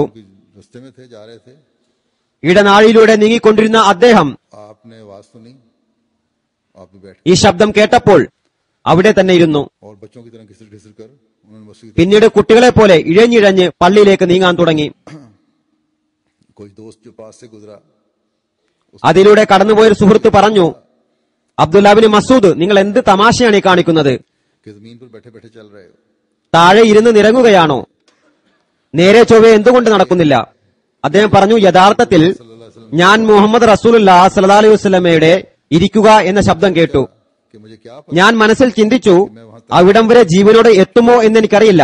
ऐसा ना हो मेरा खात्मा എന്റെ അവസാനം മുഹമ്മദ് റസൂലുള്ളാഹി സ്വല്ലല്ലാഹു അലൈഹി വസല്ലമയുടെ അനുസരണക്കേടിലാകരുത്. यहीं बैठ गया। അതുകൊണ്ട് ഞാൻ ഇവിടെ തന്നെ ഇരിക്കുകയും ഇരുന്നു കൊണ്ട് തന്നെ പള്ളിയിലേക്ക് നീങ്ങാനും തുടങ്ങി. मुकाबला करो इस वाकये का ഈ ഒരു സംഭവത്തെ उनके वाकये से। അമർ ബിൻ കൽസൂമിന്റെ സംഭവവുമായി ഒന്ന് താരതമ്യം ചെയ്യുക. ഒരു ചക്രവർത്തിയുടെ ക്ഷണം സ്വീകരിച്ചു പോകുന്നു. काम नहीं बताती, അദ്ദേഹത്തിന്റെ മാതാവിനോട് ചക്രവർത്തിയുടെ മാതാവ് വലിയ പണിയൊന്നും പറയുന്നില്ല, മറിച്ച് സ്വയം ചെയ്യുന്ന പണിയാണ് പറഞ്ഞത്. शख्स के लिए कर रही തന്റെ മകനേക്കാൾ കുറഞ്ഞ പദവിയിലുള്ള ആൾക്ക് വേണ്ടിയാണ് ചെയ്തിരുന്നത്. काम भी नहीं, ആ പണി വലിയൊരു പണിയുമായിരുന്നില്ല. जो छोटा सा काम करने के लिए उसे कहते അവർ ചെയ്തിരുന്നതിൽ നിന്നുള്ള വളരെ നിസാരമായ ഒരു പണിയായിരുന്നു. എന്നാൽ അവർക്കത് സഹിച്ചില്ല. बात कहती പറഞ്ഞപ്പോൾ തന്നെ जाती है। എന്നെ അപമാനിച്ചു എന്ന് പറഞ്ഞ് मगर इसी ബഹളമുണ്ടാക്കാൻ തുടങ്ങി. എന്നാൽ അതേ വിഭാഗത്തിൽ ഒരു വ്യക്തി ഇടനാഴിയിൽ വെച്ച് റസൂൽ തിരുമേനി സല്ലല്ലാഹു അലൈഹി വസല്ലമയുടെ ശബ്ദം കേട്ടപ്പോൾ അപ്പോൾ തന്നെ ഇരിക്കുകയും जो दुनिया में ലോകത്ത് പൊതുവിൽ നിന്ദ്യമായി കണക്കാക്കുന്ന പ്രവൃത്തി ചെയ്യാൻ തുടങ്ങുകയും ചെയ്യുന്നു. फिर लिखते हैं कि तुम यकीन इसे पागल समझो, പിന്നീട് എഴുതുന്നു, നിങ്ങൾ നിശ്ചയമായും ഇതിനെ ഭ്രാന്തായി കണക്കാക്കും.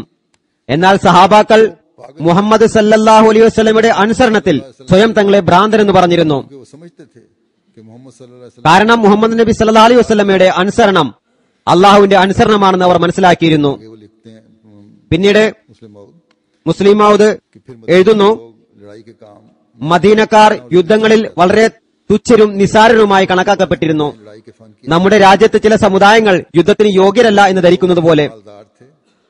മദീനക്കാർ സമ്പന്നരായിരുന്നു, നല്ല കൃഷിക്കാരായിരുന്നു. मुल्क में बास कौमें बास पेशों की वजह से എന്നാൽ നമ്മുടെ നാട്ടിൽ സമുദായങ്ങൾ തൊഴിൽ കാരണത്താൽ നിന്ദ്യരായി ഗണിക്കപ്പെടുന്നത് പോലെ അവരും നിന്ദ്യരായി ഗണിക്കപ്പെട്ടിരുന്നു. पसंद नहीं करते, കാരണം അവർ കൃഷിപ്പണിയായിരുന്നു ചെയ്തിരുന്നത്. കൃഷിപ്പണിയെ അറേബ്യക്കാർ ഇഷ്ടപ്പെട്ടിരുന്നില്ല. इस बात पर नाज करते थे, തന്റെ അടുത്ത് ഇത്ര കുതിരയുണ്ട്, इतने ऊंट हैं ഇത്ര ഒട്ടകമുണ്ട്, के मारते हैं, ഇത്തരത്തിൽ കൊള്ളയടിക്കുന്നു, करते हैं, ജനങ്ങളെ ഇത്തരത്തിൽ ആക്രമിക്കുന്നു എന്നതിനാണ് में बसते അറബികൾ അഭിമാനം കൊണ്ടിരുന്നത്. എന്നാൽ മദീനക്കാർ ഗ്രാമവാസികളായിരുന്നു. കൃഷിക്കാരായിരുന്നു. കൊള്ളയടിക്കില്ലായിരുന്നു. കൂടുതൽ കുതിരകളെ വെക്കാനുള്ള ശേഷിയുമില്ലായിരുന്നു. കുതിരകളെ വളർത്തിയാൽ അവയ്ക്ക് ഭക്ഷണം എവിടുന്ന് നൽകും? അക്കാരണത്താൽ മറ്റ് അറബികളുടെ ദൃഷ്ടിയിൽ താരതമ്യം നിസ്സാരായി കണക്കാക്കിയിരുന്നു. അവരെ സംബന്ധിച്ച് അറബികൾ പറഞ്ഞിരുന്നത് അവർ പച്ചക്കറി നടന്നവരാണെന്നാണ്. वो लोग तुरुफा സമ്പന്നർ തോട്ടമുണ്ടാക്കുകയും यानी असूदगी वगैरह में पड़ जाएं, കൃഷിപ്പണിയിൽ മുഴുകുകയും बागात बना लें, खेती बाड़ी में സ്വത്തും സമ്പത്തും സ്വരുക്കൂട്ടുന്നതിൽ വ്യാപൃതരാകുകയും ചെയ്യുന്നവർ और എന്തിനാണ് യുദ്ധം ചെയ്യുക? बाद नस्लन തലമുറകളായി ഇതേ തൊഴിൽ ചെയ്തു വരികയായിരുന്നു അവർ. അതിനാൽ യുദ്ധത്തിന് യോഗ്യരായി അവരെ കണക്കാക്കിയിരുന്നില്ല. फरमाते हैं कि अरब के लोग अरब की निगाह में പറയുന്നു, അറബികളുടെ ദൃഷ്ടിയിൽ और समझे जाते മദീനക്കാർ ദുർബലരായിരുന്നു. हैं, वो उनके मुतालिक कहा करते थे। ഇവർ കൃഷിക്കാരാണെന്ന് പുച്ഛഭാവത്താൽ അവരെ സംബന്ധിച്ച് പറയുമായിരുന്നു. तो देखो कि എന്നാൽ इवരെ തന്നെ നോക്കുക. वसल्लम के साथ ताल्लुक पैदा करने के बाद इनमें റസൂൽ തിരുമേനി സല്ലമയുമായി ബന്ധം സ്ഥാപിച്ചതിനു ശേഷം അവരിൽ എത്ര മഹത്തായ വ്യത്യാസമാണ് സംജാതമായത്. दुनिया के बेहतरीन ഇതേ പച്ചക്കറി നടുകയും കൃഷിപ്പണി ചെയ്യുന്നവരുമായ അവർ ലോകത്തെ മഹത്തായ ഭടന്മാരായി മാറി. ബദറിന്റെ അവസരത്തിൽ മക്കയിലെ വലിയ വലിയ നേതാക്കന്മാർ ഒരുമിച്ച് കൂടിയിരുന്നു. ഇന്ന് മുസ്ലിങ്ങളെ ഇല്ലായ്മ ചെയ്യുന്നതാണെന്ന് അവർ ധരിച്ചു. അന്ന് 1000 അനുഭവജ്ഞരായ ധാരാളം യുദ്ധങ്ങൾ കണ്ടിട്ടുള്ള, ദിനരാത്രങ്ങൾ और दुश्मनों पर तलवार യുദ്ധത്തിൽ കഴിച്ചുകൂട്ടിയിട്ടുള്ള चलानों के मुकाबले में सफा ഭടന്മാർ മുസ്ലിങ്ങൾക്കെതിരിൽ അണിനിരന്നിരുന്നു. മുസ്ലിങ്ങൾ കേവലം 313 പേരായിരുന്നു. मानों में से ചില ചരിത്രങ്ങൾ എഴുതപ്പെട്ടിരിക്കുന്നത് 313 മുസ്ലിങ്ങളിൽ തന്നെ ചിലരുടെ പക്കൽ വാള് പോലും ഉണ്ടായിരുന്നില്ല എന്നാണ്. വടിയായിരുന്നു കൊണ്ടുവന്നിരുന്നത്. അങ്ങനെയുള്ള നിസ്സഹായ അവസ്ഥയിൽ റസൂൽ തിരുമേനി സല്ലല്ലാഹു അലൈഹി വസല്ലം യുദ്ധത്തിനായി പുറപ്പെട്ടപ്പോൾ 2 അൻസാരി ചെറുപ്പക്കാരും കൂടെ പോകാനായി ശാഠ്യം പിടിച്ചു. അവസാനം നബി തിരുമേനി സല്ലല്ലാഹു അലൈഹി വസല്ലം കൂടെ പോരാൻ അവർക്ക് അനുമതി നൽകി. नौफ जो निहायत ही വളരെ അനുഭവജ്ഞനും ധീരനുമായ ഭടനായിരുന്നു ഹദ്രത്ത് അബ്ദുറഹ്മാൻ ബിൻ ഔഫ്. പറയുന്നു, അന്ന് ഞങ്ങളുടെ ഹൃദയത്തിന്റെ ആവേശത്തെ ആർക്കാണ് മനസ്സിലാക്കാൻ സാധിക്കുക? അള്ളാഹു പോരാടാനുള്ള അനുമതി നൽകിയ ഇന്ന് ഞങ്ങൾ മക്കക്കാരോട് അവർ ഞങ്ങളോട് ചെയ്ത ദ്രോഹങ്ങൾക്ക് പകരം ചോദിക്കുന്നതാണെന്ന് ഞങ്ങൾ കണക്കുകൂട്ടി. जब इसका दायां और बायां പറയുന്നു, ഇടതും വലതും സുശക്തമാക്കപ്പെടുമ്പോഴാണ് ഒരു ഭടന് ശരിയായ നിലയിൽ പോരാടാൻ സാധിക്കുക. जब वो हमला ആക്രമിക്കുമ്പോൾ और दुश्मनों ശത്രുക്കളുടെ അണിയിലേക്ക് കുതിച്ചു കയറുമ്പോൾ की पुश्त को അയാളുടെ പിൻഭാഗത്തെ ശത്രുക്കളുടെ ആക്രമണത്തിൽ നിന്നും രക്ഷിക്കുന്നു. इसलिए बहादुर सिपाही हमेशा दरमियान में खड़े किए അതിനാൽ ധീരനായ ഭടനെ എപ്പോഴും മധ്യത്തിലാണ് നിർത്തുമായിരുന്നത്. അവരുടെ ഇടതും വലതും സുരക്ഷയ്ക്കുള്ള പ്രത്യേക വ്യവസ്ഥിതി ഉണ്ടാക്കുന്നതിനായിട്ട്. ശത്രുക്കളുടെ നിര ഭേദിച്ചുകൊണ്ട് അവർ മുന്നോട്ട് കുതിക്കുമ്പോൾ അവരുടെ പിൻഭാഗം സുരക്ഷിതമായി തീരുന്നു. इसी ख्याल के ഹദ്രത്ത് അബ്ദുറഹ്മാൻ ബിൻ ഔഫ് പറയുന്നു, कि देखूं मेरे दाएं ഞാൻ ഈ ചിന്തയിൽ എന്റെ വലതും ഇടതും ആരാണെന്ന് നോക്കി. पड़ी പറയുന്നു, ഞാൻ നോക്കിയപ്പോൾ सारी लड़के 15-15 15 വയസ്സുള്ള അതേ അൻസാരി ചെറുപ്പക്കാർ എന്റെ ഇടതും വലതും നിൽക്കുന്നതായി ഞാൻ കണ്ടു. ഒന്നാമതായി അവർ യുദ്ധതന്ത്രങ്ങൾ അറിയാത്ത മദീനക്കാരായിരുന്നു. അത് കണ്ടപ്പോൾ നിരാശനായി. लड़ाई के फन से नाशना है। फिर ये 15-15 साल के लड़के उन्होंने मेरी क्या हिफाजत 15 വയസ്സിനടുത്ത അവർ എന്നെ എന്ത് സംരക്ഷിക്കാനാണ്? ഇന്ന് എന്റെ ഹൃദയാവേശം ഹൃദയത്തിൽ തന്നെ അവശേഷിക്കുന്നതാണ്. എന്റെ നഷ്ടബോധം നീക്കാൻ എനിക്കിനി സാധിക്കില്ല. इसका खुलासा बयान कर देता हूँ। कहते हैं कि ചുരുക്കം കേൾപ്പിക്കുകയാണ്. मैंने ये ख्याल आ रहा था कि मेरे दिल में ഈ ചിന്തയിൽ നിന്നപ്പോൾ വലതുഭാഗത്ത് കൈമുട്ട് തറച്ചു. कि मुझे क्या ഞാൻ തിരിഞ്ഞ് ആ ചെറുപ്പക്കാരനിലേക്ക് എന്താണ് പറയാൻ ആഗ്രഹിക്കുന്നതെന്ന് കരുതി നോക്കി. അവൻ തന്റെ മുഖം എന്റെ ചെവിയുടെ സമീപത്ത് കൊണ്ടുവന്ന് പതുക്കെ എന്നോട് ചോദിച്ചു, റസൂൽ തിരുമേനി സല്ലല്ലാഹു അലൈഹി വസല്ലമയെ ദ്രോഹിച്ചിരുന്ന അബൂജഹൽ ഏതാണ്?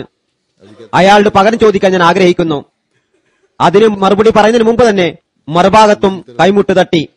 से मुझे कोनी लगी और उसने मेरे मुंह कान के करीब अपना അവന് മുഖം എന്റെ ചെവിയുടെ അടുത്ത് കൊണ്ടുവന്ന് പതുക്കെ ചോദിച്ചു, റസൂൽ തിരുമേനി സല്ലല്ലാഹു അലൈഹി വസല്ലമയെ ദ്രോഹിച്ചിരുന്ന അബൂജഹൽ ഏതാണ്? बदला लूं।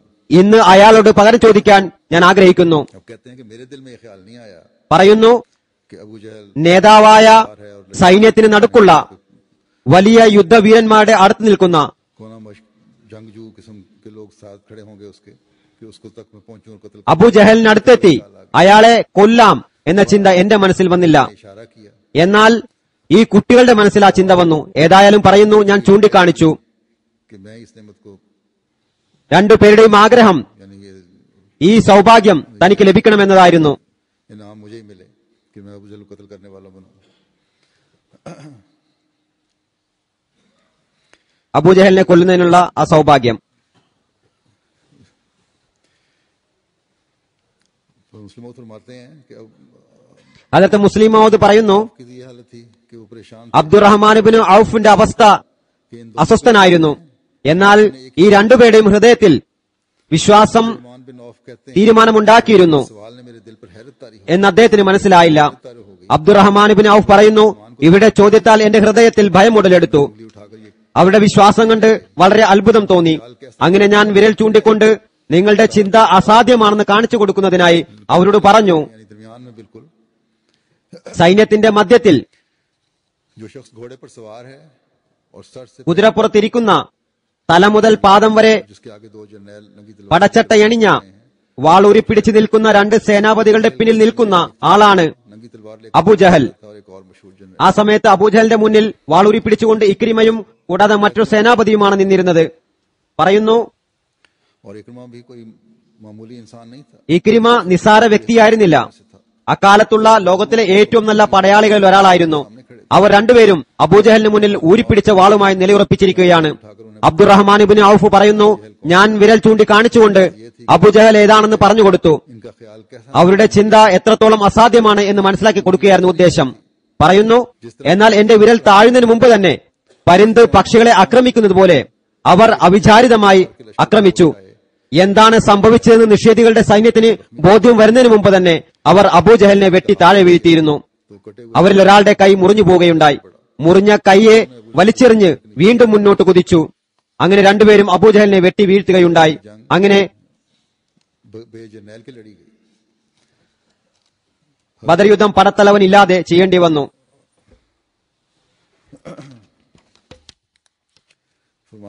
फरमाया कि देखो वो कौन പറയുന്നു, जो इतनी जलील समझी ഈ जाती യുദ്ധത്തിന് യോഗ്യനല്ല എന്ന് കണക്കാക്കപ്പെട്ടിരുന്ന है कि काबिल ही नहीं ख्याल नहीं किया जाता था। मोहम्मद सल्लल्लाहु अलैहि वसल्लम पर ईमान लाने के तुफैल उनमें തീരെ തുച്ഛരായി ഗണിക്കപ്പെട്ടിരുന്ന ആ സമുദായം മുഹമ്മദ് നബി സല്ലല്ലാഹു അലൈഹി വസല്ലം വിശ്വസിച്ചു എന്ന കാരണത്താൽ അവരിൽ എത്ര വലിയ മാറ്റമാണ് ഉണ്ടായത്. അത് എത്രത്തോളം എന്നാൽ അബൂജഹൽ മരിക്കുന്നത് തന്നെ മദീനയിലെ രണ്ട് ചെറുപ്പക്കാർ കൊന്നു എന്ന ദുഃഖത്താലാണ്. അയാൾ പറയുന്നു, മരിക്കുന്നതിൽ ദുഃഖമില്ല, ഭടന്മാർ യുദ്ധത്തിൽ മരിക്കും. എന്നാൽ മദീനയിലെ രണ്ട് ചെറുപ്പക്കാരാണ് എന്നെ കൊന്നത് എന്നതാണ് എന്റെ ദുഃഖം. അതായത് അറബികൾ ഭടന്മാരായിട്ട് പോലും ധരിക്കാതിരുന്നവർ और जो कमजोर മുഹമ്മദ് സല്ലല്ലാഹു അലൈഹി വസല്ലം വിശ്വസിച്ചപ്പോൾ ഹൃദയത്തെ നിയന്ത്രിക്കുന്നവനായ അള്ളാഹു, ദുർബലനെ ശക്തനാക്കുന്നതിനുള്ള കഴിവുള്ള അള്ളാഹു അവരെ എത്ര യുദ്ധവീരന്മാരും ധീരരുമാക്കിയെന്നാൽ ഒരു അനുഭവജ്ഞനായ പടത്തലവന് അസാധ്യമായി കരുതിയിരുന്നത് ആ കാലഘട്ടത്തിൽ മദീനയിലെ രണ്ട് കുട്ടികളെ കൊണ്ട് ചെയ്യിപ്പിച്ചു. में अपनी हर चीज को कुर्बान करने के लिए तैयार हो जाता പിന്നീട് അറബികൾ എത്രത്തോളം ആത്മാഭിമാനികളായിരുന്നുവെന്നാൽ അതിനുവേണ്ടി തങ്ങളുടെ എല്ലാം തന്നെ ത്യജിക്കാൻ അവർ തയ്യാറാവുമായിരുന്നു. എന്നാൽ എങ്ങനെയാണ് അള്ളാഹു അവരുടെ ഹൃദയങ്ങളെ മാറ്റിമറിച്ചതെന്നും അവരുടെ ഹൃദയങ്ങളിൽ നിന്ന് വ്യാജ ആത്മാഭിമാനം ഇല്ലാതാക്കിയെന്ന് നോക്കുക. जो एक लड़की से शादी करना चाहता ഒരു പെൺകുട്ടിയെ വിവാഹം കഴിക്കാൻ ആഗ്രഹിക്കുന്ന ഒരു വ്യക്തിയുടെ സംഭവം അദ്ദേഹം വിവരിക്കുന്നു. है उसके बाप അദ്ദേഹം ने कहा मुझे लड़की दिखा दो। പെൺകുട്ടിയുടെ പിതാവിന്റെ അടുക്കൽ ചെന്ന് പെൺകുട്ടിയെ കാണിച്ചു തരിക എന്ന് പറഞ്ഞു. അയാൾ പറഞ്ഞു, ഇല്ല, പെൺകുട്ടിയെ ഞാൻ കാണിച്ചു തരില്ല. അദ്ദേഹം നബി തിരുമേനി സല്ലല്ലാഹു അലൈഹി വസല്ലമയുടെ സന്നിധിയിൽ എത്തിയിട്ട് പറഞ്ഞു, അല്ലയോ അള്ളാഹുവിന്റെ ദൂതരെ, ഞാനൊരു പെൺകുട്ടിയെ വിവാഹം കഴിക്കാൻ ആഗ്രഹിക്കുന്നു. അവളുടെ പിതാവ് എനിക്ക് പെൺകുട്ടിയുടെ മുഖം കാണിച്ചു തരുന്നില്ല. റസൂൽ തിരുമേനി സല്ലല്ലാഹു അലൈഹി വസല്ലം പറഞ്ഞു, തെറ്റാണത്, അദ്ദേഹത്തിന് പെൺകുട്ടിയെ കാണിച്ചു കൊടുക്കേണ്ടതാണ്.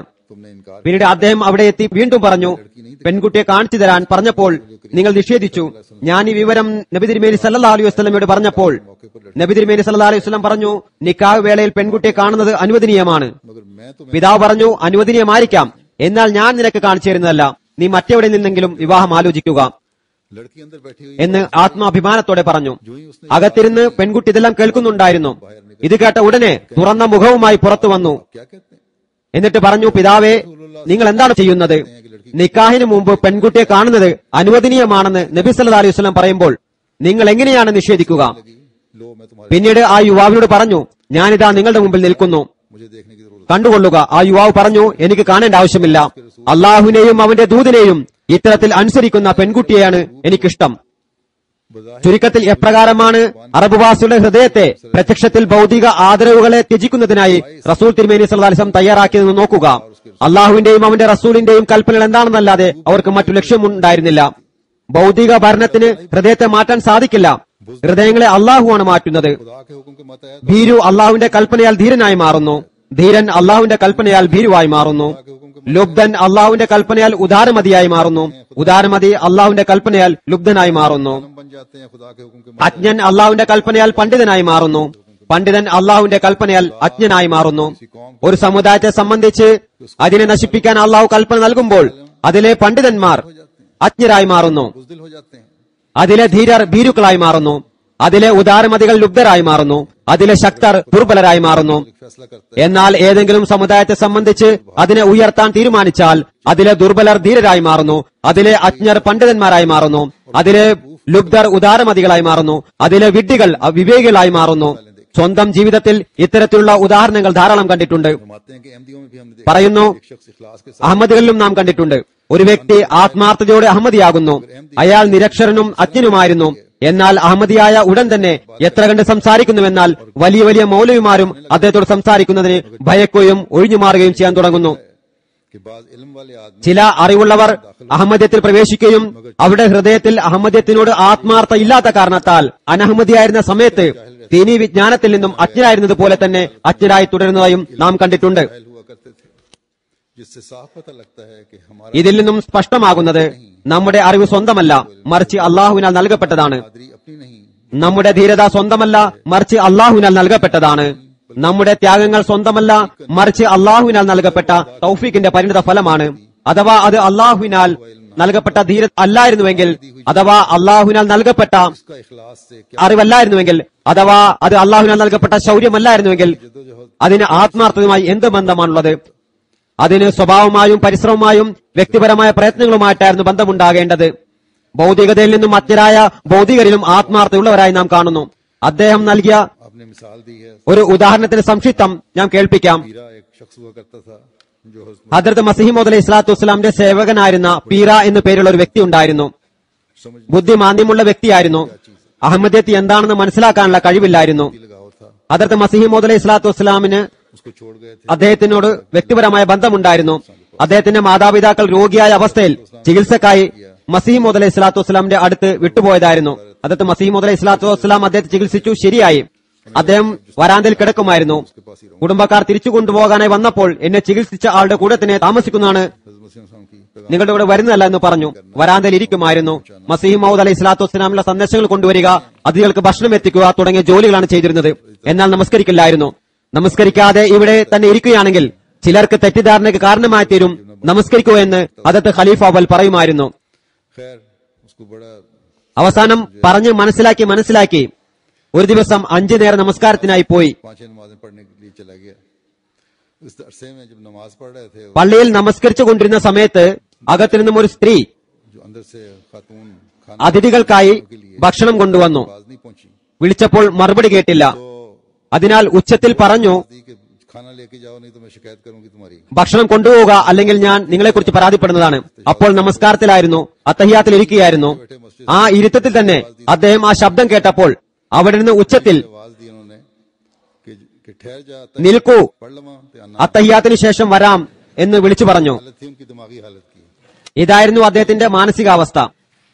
എന്നാൽ तो मुस्लिम फरमाते हैं कि कादियान में മുസ്ലിം മൗദ് പറയുന്നു, അക്കാലത്ത് കാദിയാനിൽ പോസ്റ്റ് ഓഫീസിൽ ഉണ്ടായിരുന്നില്ല, റെയിൽപാളം ഉണ്ടായിരുന്നില്ല, ടെലിഗ്രാഫ് ഓഫീസ് ഒന്നും ഉണ്ടായിരുന്നില്ല, लोग स्टेशन भी नहीं था, मौलवी मोहम्मद हुसैन बटालवी साहब സ്റ്റേഷനും ഉണ്ടായിരുന്നില്ല. ആളുകൾ ബട്ടാല സ്റ്റേഷനിലാണ് ഇറങ്ങിയിരുന്നത്.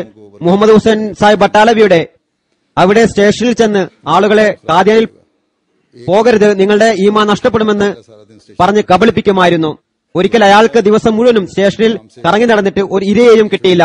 അന്ന് പീര സാഹിബിനെ എന്തോ കാര്യത്തിനായി ടെലിഗ്രാഫ് ചെയ്യുന്നതിനോ മറ്റോ അയച്ചതായിരുന്നു. അദ്ദേഹത്തെ അയാൾ പിടിച്ചു. പറഞ്ഞു, പീരെ, നിന്റെ ഈമാൻ നഷ്ടപ്പെട്ടു. फिर और दज्जाल है नौज മിർസ സാഹിബ് കാഫിറും ദജ്ജാലുമാണ്, നഊദുബില്ല. നീ അതിന്റെ പിറകെ കൂടി എന്തിനാണ് സ്വയം നശിക്കുന്നത്?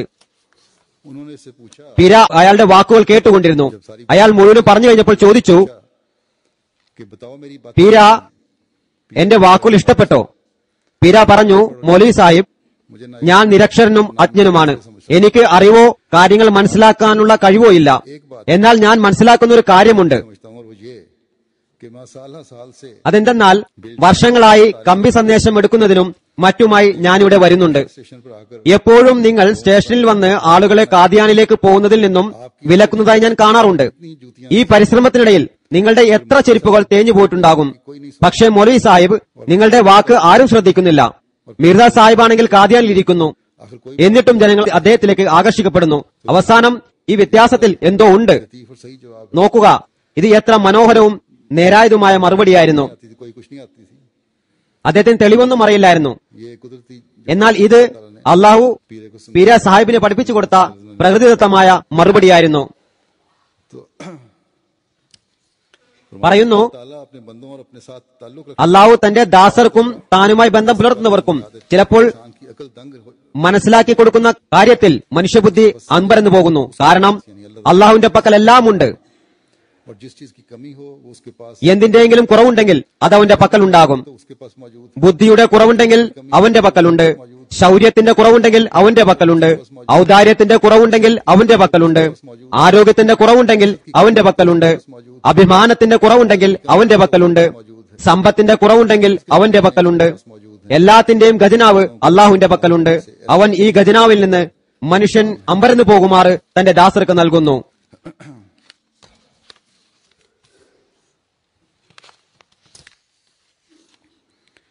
फरमाते हैं कि यहीं कादियान में പറയുന്നു, ഇവിടെ കാദിയാനിൽ ഒരിക്കൽ ज़ुवैमर ലോക പ്രശസ്തനായിരുന്ന कादरी है ഒരു ഫാദർ സോയ്മർ വന്നു.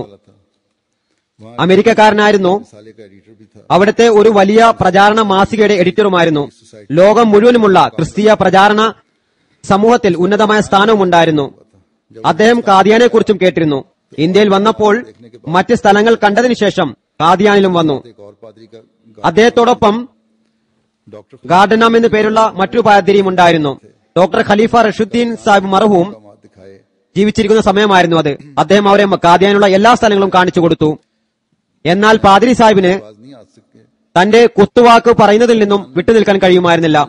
कादियान में अभी കാദിയാനിൽ അന്നാളിൽ ടൗൺ കമ്മിറ്റി രൂപീകരിച്ചിരുന്നില്ല. बहुत गंद पड़ा रहता था। വഴികളിൽ ധാരാളം മാലിന്യങ്ങൾ ഉണ്ടാകുമായിരുന്നു. तो कहने लगा ഫാദർ സോയമർ ചിരിച്ചുകൊണ്ട് സംസാരത്തിനിടയിൽ പറഞ്ഞു, ഞങ്ങൾ കാദിയാനും കണ്ടു, പുതിയ മസീഹിന്റെ ഗ്രാമത്തിലെ വൃത്തിയും കണ്ടു. उसे हंसकर कहने लगे पादरी साहब ഡോക്ടർ ഖലീഫ റഷീദ്ദീൻ സാഹിബ് പുഞ്ചിരിച്ചുകൊണ്ട് പറഞ്ഞു, പാദ്രി സാഹിബ്, ഇപ്പോൾ ആദ്യത്തെ മസീഹിന്റെ ഭരണമാണ് ഇന്ത്യയിലുള്ളത്. ഇത് അവരുടെ വൃത്തിയുടെ മാതൃകയാണ്. പുതിയ മസീഹിന്റെ ഭരണം സ്ഥാപിതമായിട്ടില്ല. അത് കേട്ടപ്പോൾ അയാൾ ലജ്ജിതനായി. फिर मुस्लिम फरमाते हैं कि उन्होंने मुझे पैगाम भेजा कि പിന്നീട് जाते हैं। അദ്ദേഹം എന്നെ കാണാൻ ആഗ്രഹിക്കുന്നു എന്ന സന്ദേശം അയച്ചു.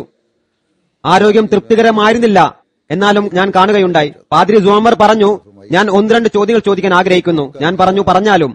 പറഞ്ഞു, പുനർജന്മത്തെക്കുറിച്ച് ഇസ്ലാമിന്റെ വിശ്വാസം എന്താണ്? मसले को मानता है या इसका അതിൽ വിശ്വസിക്കുന്നുവോ അത് നിഷേധിക്കുന്നോ? नहीं? उसने ये सवाल किया मान അയാൾ ഈ ചോദ്യം ഉന്നയിച്ചപ്പോൾ തന്നെ അയാളുടെ ഉദ്ദേശം എന്താണെന്ന് അള്ളാഹു എന്റെ മനസ്സിലിട്ട് തന്നു. कि तुम जो അയാളുടെ ലക്ഷ്യം ഇതായിരുന്നു, मसीह നിങ്ങൾ മസീഹ് മൗദിനെ മസീഹ് നാസിരുടെ പ്രതിപുരുഷനാണെന്നും സദൃശനാണെന്നും പറയുന്നു.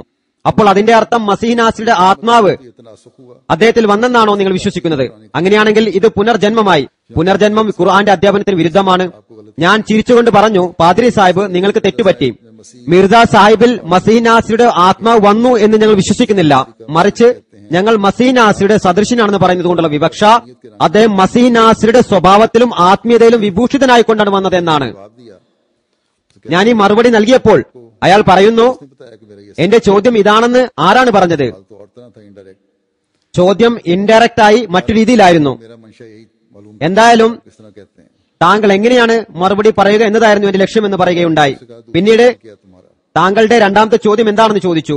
कहने लगे പറഞ്ഞു, सवाल ये है कि नबी की बेसत എന്റെ രണ്ടാമത്തെ ചോദ്യം, എങ്ങനെയുള്ള സ്ഥലത്താണ് നബി അയക്കപ്പെടേണ്ടത്? इसको अपना അതായത് अपना काम सर अंजाम ഒരു നബിക്ക് തന്റെ ജോലി നിർവഹിക്കുന്നതിനായി എത്തരത്തിലുള്ള സ്ഥലമാണ് വേണ്ടത്? सवाल അയാൾ രണ്ടാമത്തെ ചോദ്യം ചോദിച്ചപ്പോൾ തന്നെ അള്ളാഹു വീണ്ടും എന്റെ മനസ്സിലേക്ക് അയാളുടെ ചോദ്യം കൊണ്ടുള്ള ഉദ്ദേശം എന്താണെന്ന് ഇട്ടുതന്നു. मंशा है। അയാളുടെ ഉദ്ദേശം, कादियान एक छोटा सा गांव है, ये दुनिया കാദിയാൻ ഒരു ചെറു ഗ്രാമമാണ്, ഇതെങ്ങനെ ലോകത്തിന്റെ കേന്ദ്രമാവുമെന്നാണ്. काम से ഈ ചെറിയ ഗ്രാമത്തിൽ നിന്ന് എങ്ങനെയാണ് ലോകം മുഴുവനും തബ്ലീഗ് ചെയ്യുക? की बेसत का मकसद सारी അഥവാ മിർദ സാഹിബിന്റെ നിയോഗമന ഉദ്ദേശം മുഴു ലോകത്തും തബ്ലീഗ് എത്തിക്കൂ എന്നതായിരുന്നു എങ്കിൽ അതിനുള്ള സംവിധാനങ്ങളുള്ള സ്ഥലത്തേക്കായിരുന്നല്ലോ നിയോഗിക്കപ്പെടേണ്ടത്. ചെറിയൊരു ഗ്രാമമായ കാദിയാനിലേക്കായിരുന്നില്ല അയക്കേണ്ടിയിരുന്നത്. सवाल के मान बात ഏതായാലും ചോദിച്ച ഉടൻ തന്നെ ഇക്കാര്യം അള്ളാഹു എന്റെ മനസ്സിലേക്ക് ഇട്ട് തന്നു. ഞാൻ വീണ്ടും പുഞ്ചരിച്ചുകൊണ്ട് പറഞ്ഞു, പാദ്രി സാഹിബ്, നാസ്രയോ നാസ്രയേക്കാൾ വലിയ പട്ടണത്തിലാണോ मसीह नासरी നബി വരുന്നത്? ठहरे हुए थे, उसका नाम ഹദ്റത്ത് മസീഹ് നാസ്രി വെളിപ്പെട്ട ഗ്രാമത്തിന്റെ പേര് നാസ്ര എന്നായിരുന്നു. നാസ്രയിലെ ജനസാന്ദ്രത मेरे इस जवाब 10-12 വീടുകളായിരുന്നു. എന്റെ ഈ മറുപടിയിൽ അയാൾ വീണ്ടും ആശ്ചര്യചകിതനാകുകയും വിളറുകയും ചെയ്തു. इसी तरह को तीसरा सवाल भी किया था जो याद नहीं। അതുപോലെ മൂന്നാമത്തെ ചോദ്യവും ഉന്നയിച്ചിരുന്നു, അതെനിക്ക് ഓർമ്മയില്ല. ഏതായാലും അയാൾ 3 ചോദ്യങ്ങൾ ഉന്നയിച്ചു. 3 ചോദ്യങ്ങളും ചോദിച്ച ഉടൻ തന്നെ ആ ചോദ്യങ്ങൾ കൊണ്ട് അയാൾ ഉദ്ദേശിക്കുന്നത് എന്താണെന്ന് അള്ളാഹു എനിക്ക് അറിയിച്ചു തന്നു. मंशा क्या है അയാൾ വളച്ചൊടിച്ച് മറ്റു कर देकर पहले और ചോദ്യങ്ങളാണ് ചോദിച്ചതെങ്കിലും फिर भी अल्लाह അള്ളാഹു അയാളുടെ യഥാർത്ഥ ഉദ്ദേശം എന്നിൽ വെളിപ്പെടുത്തി. ताला लाजवाब हो गया। അങ്ങനെ അയാൾ തികച്ചും ഉത്തരം മുട്ടിയവനായി മാറി. അള്ളാഹു ഹൃദയങ്ങളെ വളരെ വിചിത്രമായ രീതിയിൽ നിയന്ത്രിക്കുകയും അത് മുഖേന തന്റെ ദാസരെ സഹായിക്കുകയും ചെയ്യുന്നു. सिर्फ खुदा के इख्तियार में ഈ നിയന്ത്രണം കേവലം അള്ളാഹുവിന്റെ പരിധിയിൽ മാത്രമാകുന്നു, ദാസരുടെ പരിധിയിലല്ല. फरमाते हैं कि एक दफा एक कज बहस मुल्ला പറയുന്നു, ഒരിക്കൽ വിതർക്കക്കാരനായ ഒരു മുല്ല പള്ളിയിൽ വന്ന് എന്നെ കാണുകയും എനിക്ക് മിർസ സാഹിബിന്റെ സത്യസാക്ഷ്യത്തിന് തെളിവുകൾ നൽകൂ എന്ന് പറയുകയും ചെയ്തു. ഞാൻ പറഞ്ഞു, വിശുദ്ധ ഖുർആൻ ഉണ്ടല്ലോ, മുഴുവൻ വിശുദ്ധ ഖുർആനും മിർസ സാഹിബിന്റെ സത്യത്തിന് സാക്ഷ്യമാണ്. ചോദിച്ചു, ഏതായത്ത്? ഞാൻ പറഞ്ഞു, വിശുദ്ധ ഖുർആനിലെ ഓരോ ആയത്തും മിർസ സാഹിബിന്റെ സത്യതയ്ക്ക് സാക്ഷ്യമാണ്. किसी रंग में വിശുദ്ധ ഖുർആനിലെ ഓരോ ആയത്തും ഏതെങ്കിലും നിലയിൽ നബിയിൽ സാക്ഷീകരിക്കപ്പെടുന്നു എന്നുള്ളത് സത്യമാണ്. എന്നാൽ ചില വചനങ്ങൾ മനസ്സിലാക്കാനും എങ്ങനെയാണ് അത് നബിയുടെ സത്യത്തിന് സാക്ഷ്യമാകുന്നതെന്ന് പറയുക പ്രയാസകരമാണ്. आयत में लड़ाई का वाकया बयान हो ഏതെങ്കിലും വചനത്തിൽ യുദ്ധത്തിന്റെ കാര്യങ്ങളാണ് പരാമർശിക്കുന്നതെങ്കിലും അതുകൊണ്ടും നബിയുടെ സത്യതയെ തെളിയിക്കാൻ സാധിക്കുന്നതാണ്. എന്നാൽ അത് സാധാരണ പ്രകൃതക്കാരുടെ ബുദ്ധിക്ക് ഉപരിയായ വസ്തുവാകുന്നു. था कि अल्लाह ताला तसर्रुफ फरमा പറയുന്നു, जुबान से वही आयत निकलवा അള്ളാഹു അയാളുടെ നാവിനെ നിയന്ത്രിച്ചുകൊണ്ട് ഹദരത്ത് മസീഹ് മൗഊദ് അലൈഹി സ്വലാത്തു വസ്സലാമിന്റെ സത്യതയെ സ്പഷ്ടമായ നിലയിൽ തെളിയിക്കാൻ ഉതകുന്ന വചനമായിരിക്കും അയാളെ കൊണ്ട് പറയിപ്പിക്കുക എന്നുള്ള ദൃഢവിശ്വാസം എനിക്കുണ്ടായിരുന്നു. ഏതായാലും അയാൾ यकूलो आमन्ना बिल्लाह വമിന്നാസി മൻ യഖൂലു ആമന്ന ബില്ലാഹി വബിൽ യൗമിൽ ആഖിരി വമാ ഹും ഫി മുഅ്മിനീൻ എന്ന ആയത്ത് ഓതിയപ്പോൾ തന്നെ ഇത് അള്ളാഹുവിന്റെ പണിയാണെന്ന് എനിക്ക് ബോധ്യപ്പെട്ടു. ये आयत ഞാൻ അയാളോട് ചോദിച്ചു, ഈ ആയത്ത് ആരെ സംബന്ധിച്ചാണ്? മുസ്ലിങ്ങളെ സംബന്ധിച്ചാണോ അമുസ്ലിങ്ങളെ സംബന്ധിച്ചാണോ? नमाज അയാളുടെ ചോദ്യം ഇതായിരുന്നു. നേരത്തെ തന്നെ ചോദിക്കുകയും ചെയ്തിരുന്നു. मुसलमान नमाजें पढ़ते हैं മുസ്ലിങ്ങൾ നമസ്കരിക്കുന്നുണ്ട്, വ്രതമനുഷ്ഠിക്കുന്നുണ്ട്, ഹജ്ജ് ചെയ്യുന്നുണ്ട്, അള്ളാഹുലും അവന്റെ ദൂതിലും വിശ്വസിക്കുന്നുണ്ട്. അതിനാൽ ഇനി അവർക്ക് നബിയുടെ ആവശ്യം എന്താണ്? അയാൾ ഈ ആയത്ത് ഓതിയപ്പോൾ ഞാൻ ചോദിച്ചു, ഈ ആയത്ത് ആരെ സംബന്ധിച്ചാണ്? അയാൾ പറഞ്ഞു, മുസ്ലിങ്ങളെ സംബന്ധിച്ച്. അപ്പോൾ ഞാൻ പറഞ്ഞു, ഈ ആയത്ത് മനസ്സിലാക്കി തരുന്നത് മുസ്ലിങ്ങളിലും ചിലർ മോശക്കാരാകുമെന്നാണ്. ഞങ്ങൾ വിശ്വാസികളാണെന്ന് വായ കൊണ്ട് പറയും, എന്നാൽ യഥാർത്ഥത്തിൽ അവർ വിശ്വാസികളായിരിക്കില്ല. വിശുദ്ധ ഖുർആൻ നമ്മോട് പറയുന്നത് കേവലം വിശ്വാസികളാണ് എന്ന് പറയുന്നത് മതിയാവുന്നതല്ല. ഏതുവരെ മനുഷ്യൻ സ്വന്തം കർമ്മങ്ങൾ കൊണ്ട് സ്ഥാപിക്കുന്നില്ലയോ? ഇനി താങ്കൾ തന്നെ പറഞ്ഞു തരിക, മുസ്ലിങ്ങളും വഴികേടിൽ ആകാമെങ്കിൽ അവരുടെ സമുദ്ധാരണത്തിനായി അള്ളാഹു ആരെയും അയക്കില്ലേ? പറയുന്നു, ഹൃദയത്തെ തൃപ്തിപ്പെടുത്തുന്നത് അള്ളാഹുവിന്റെ ജോലിയാണ്. എന്തായാലും ഇത് കേട്ടപ്പോൾ അയാൾ നിശബ്ദനായി.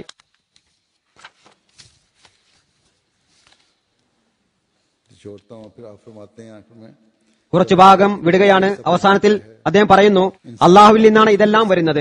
മനുഷ്യശക്തിക്ക് ഒന്നും ചെയ്യാൻ സാധ്യമല്ല. रखो दुआएं जब तक അതിനാൽ ഓർത്തുകൊള്ളുക, ഏതുവരെ ഗതിമുട്ടിയവനായിക്കൊണ്ട് ദുആ ചെയ്യുന്നില്ലയോ, അതായത് ലോകത്തുള്ള എല്ലാ ആവശ്യങ്ങളെയും നിവർത്തിക്കാനുള്ള കഴിവ് അള്ളാഹുവിന് മാത്രമാണുള്ളത് എന്ന ദൃഢവിശ്വാസത്താൽ मौजूद हैं जो അതുവരെ ദുആ സ്വീകരിക്കപ്പെടുന്നതല്ല.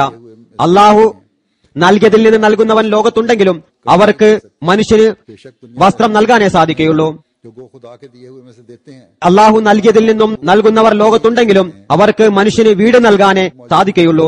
അള്ളാഹു നൽകിയതിൽ നിന്നും മറ്റുള്ളവർക്ക് ഉപകാരം ചെയ്യുന്നവർ ലോകത്തുണ്ടെങ്കിലും അവർക്ക് രോഗികളെ का इलाज ही कर सकते हैं बेशक ചികിത്സിക്കാനേ സാധിക്കുകയുള്ളൂ.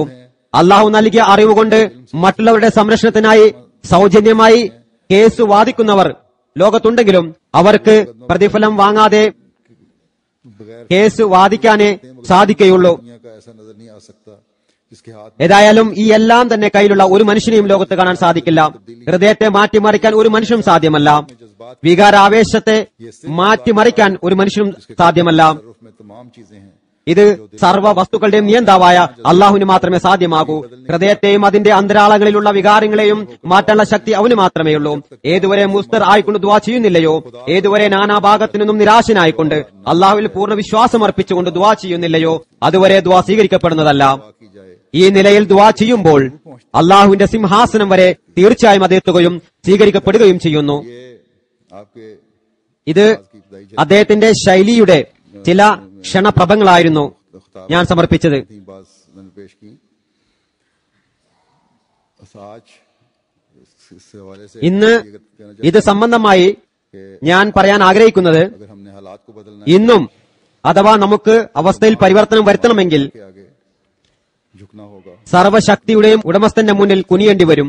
നാം ശ്രവിച്ചതുപോലെ എല്ലാ ശക്തിയുടെയും ഉറവിടം അവനാണ്.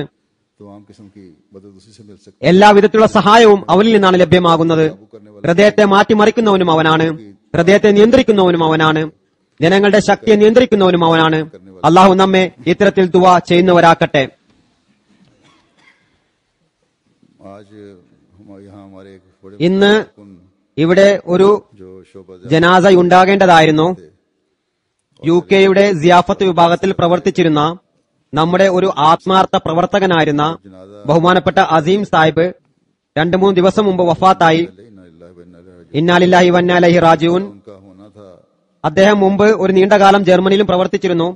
സർട്ടിഫിക്കറ്റ് മുതലായവ ലഭ്യമാകാത്തതിനാൽ हासिल करने में ജനാസ ഇപ്പോൾ ഉണ്ടാവുന്നതല്ല. അള്ളാഹു അദ്ദേഹത്തിന്റെ പദവി ഉയർത്തുമാറാകട്ടെ. फरमाए 1-2 दिन तक जनाजा 1-2 ദിവസത്തിനുള്ളിൽ മസ്ജിദ് ഫസൽ ലണ്ടനിൽ വെച്ച് ജനാസ ഉണ്ടായിരിക്കുന്നതാണ് ഇൻഷാ അല്ലാഹ്. से उनकी ആശുപത്രിയിൽ നിന്ന് नाश എല്ലാ നിയമ നടപടികളും പൂർത്തിയാക്കി सारी മൃതദേഹം വിട്ടുകിട്ടുമ്പോൾ करने के बाद मिल जाएगी. तो बहरहाल ये बहुत അദ്ദേഹം വളരെ കൂറുള്ള ജോലിക്കാരനായിരുന്നു, थे ആത്മാർത്ഥനായിരുന്നു, हर एक का दर्द മറ്റുള്ളവരുടെ വിഷമങ്ങളെ മനസ്സിലാക്കുന്ന വ്യക്തിയായിരുന്നു. अल्लाह ताला इनके दर्जात बुलंद फरमाए. അള്ളാഹു അദ്ദേഹത്തിന്റെ പദവി ഉയർത്തട്ടെ. ये तालीम है അദ്ദേഹത്തിന്റെ കുട്ടികളെല്ലാവരും പഠിക്കുന്നവരാണ്. और बड़े 3 പെൺകുട്ടികളും 1 ആൺകുട്ടിയുമാണുള്ളത്. നല്ല ആത്മാർത്ഥതയുള്ളവരാണ്. അള്ളാഹു അവരെ സംരക്ഷിക്കട്ടെ. सब्र हौसला दे. അദ്ദേഹത്തിന്റെ ഭാര്യയ്ക്ക് ക്ഷമയും ധൈര്യവും നൽകട്ടെ. കുട്ടികൾക്ക് പിതാവിന്റെ നഷ്ടം അനുഭവപ്പെടാത്ത നിലയിൽ അള്ളാഹു അവരുടെ രക്ഷാധികാരിയായി മാറട്ടെ. वो अल्लाह ताला अपने फजल से ही पूरा फरमाता रहे.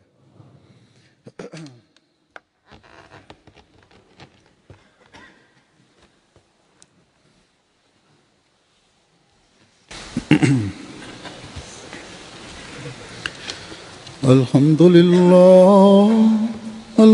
لله نحمده ونستعينه ونستغفره ونؤمن به ونتوكل عليه ونعوذ بالله من شرور أنفسنا ومن سيئات أعمالنا من يهده الله فلا مضل له ومن يضلل فلا هادي له ونشهد أن لا إله إلا الله ونشهد أن محمدا عبده ورسوله عباد الله رحمكم الله إن الله يأمر بالعدل والإحسان وإيتاء ذي القربى وينهى عن الفحشاء والمنكر والبغي يعظكم لعلكم تذكرون اذكروا الله يذكركم وادعوه يستجب لكم ولذكر الله أكبر.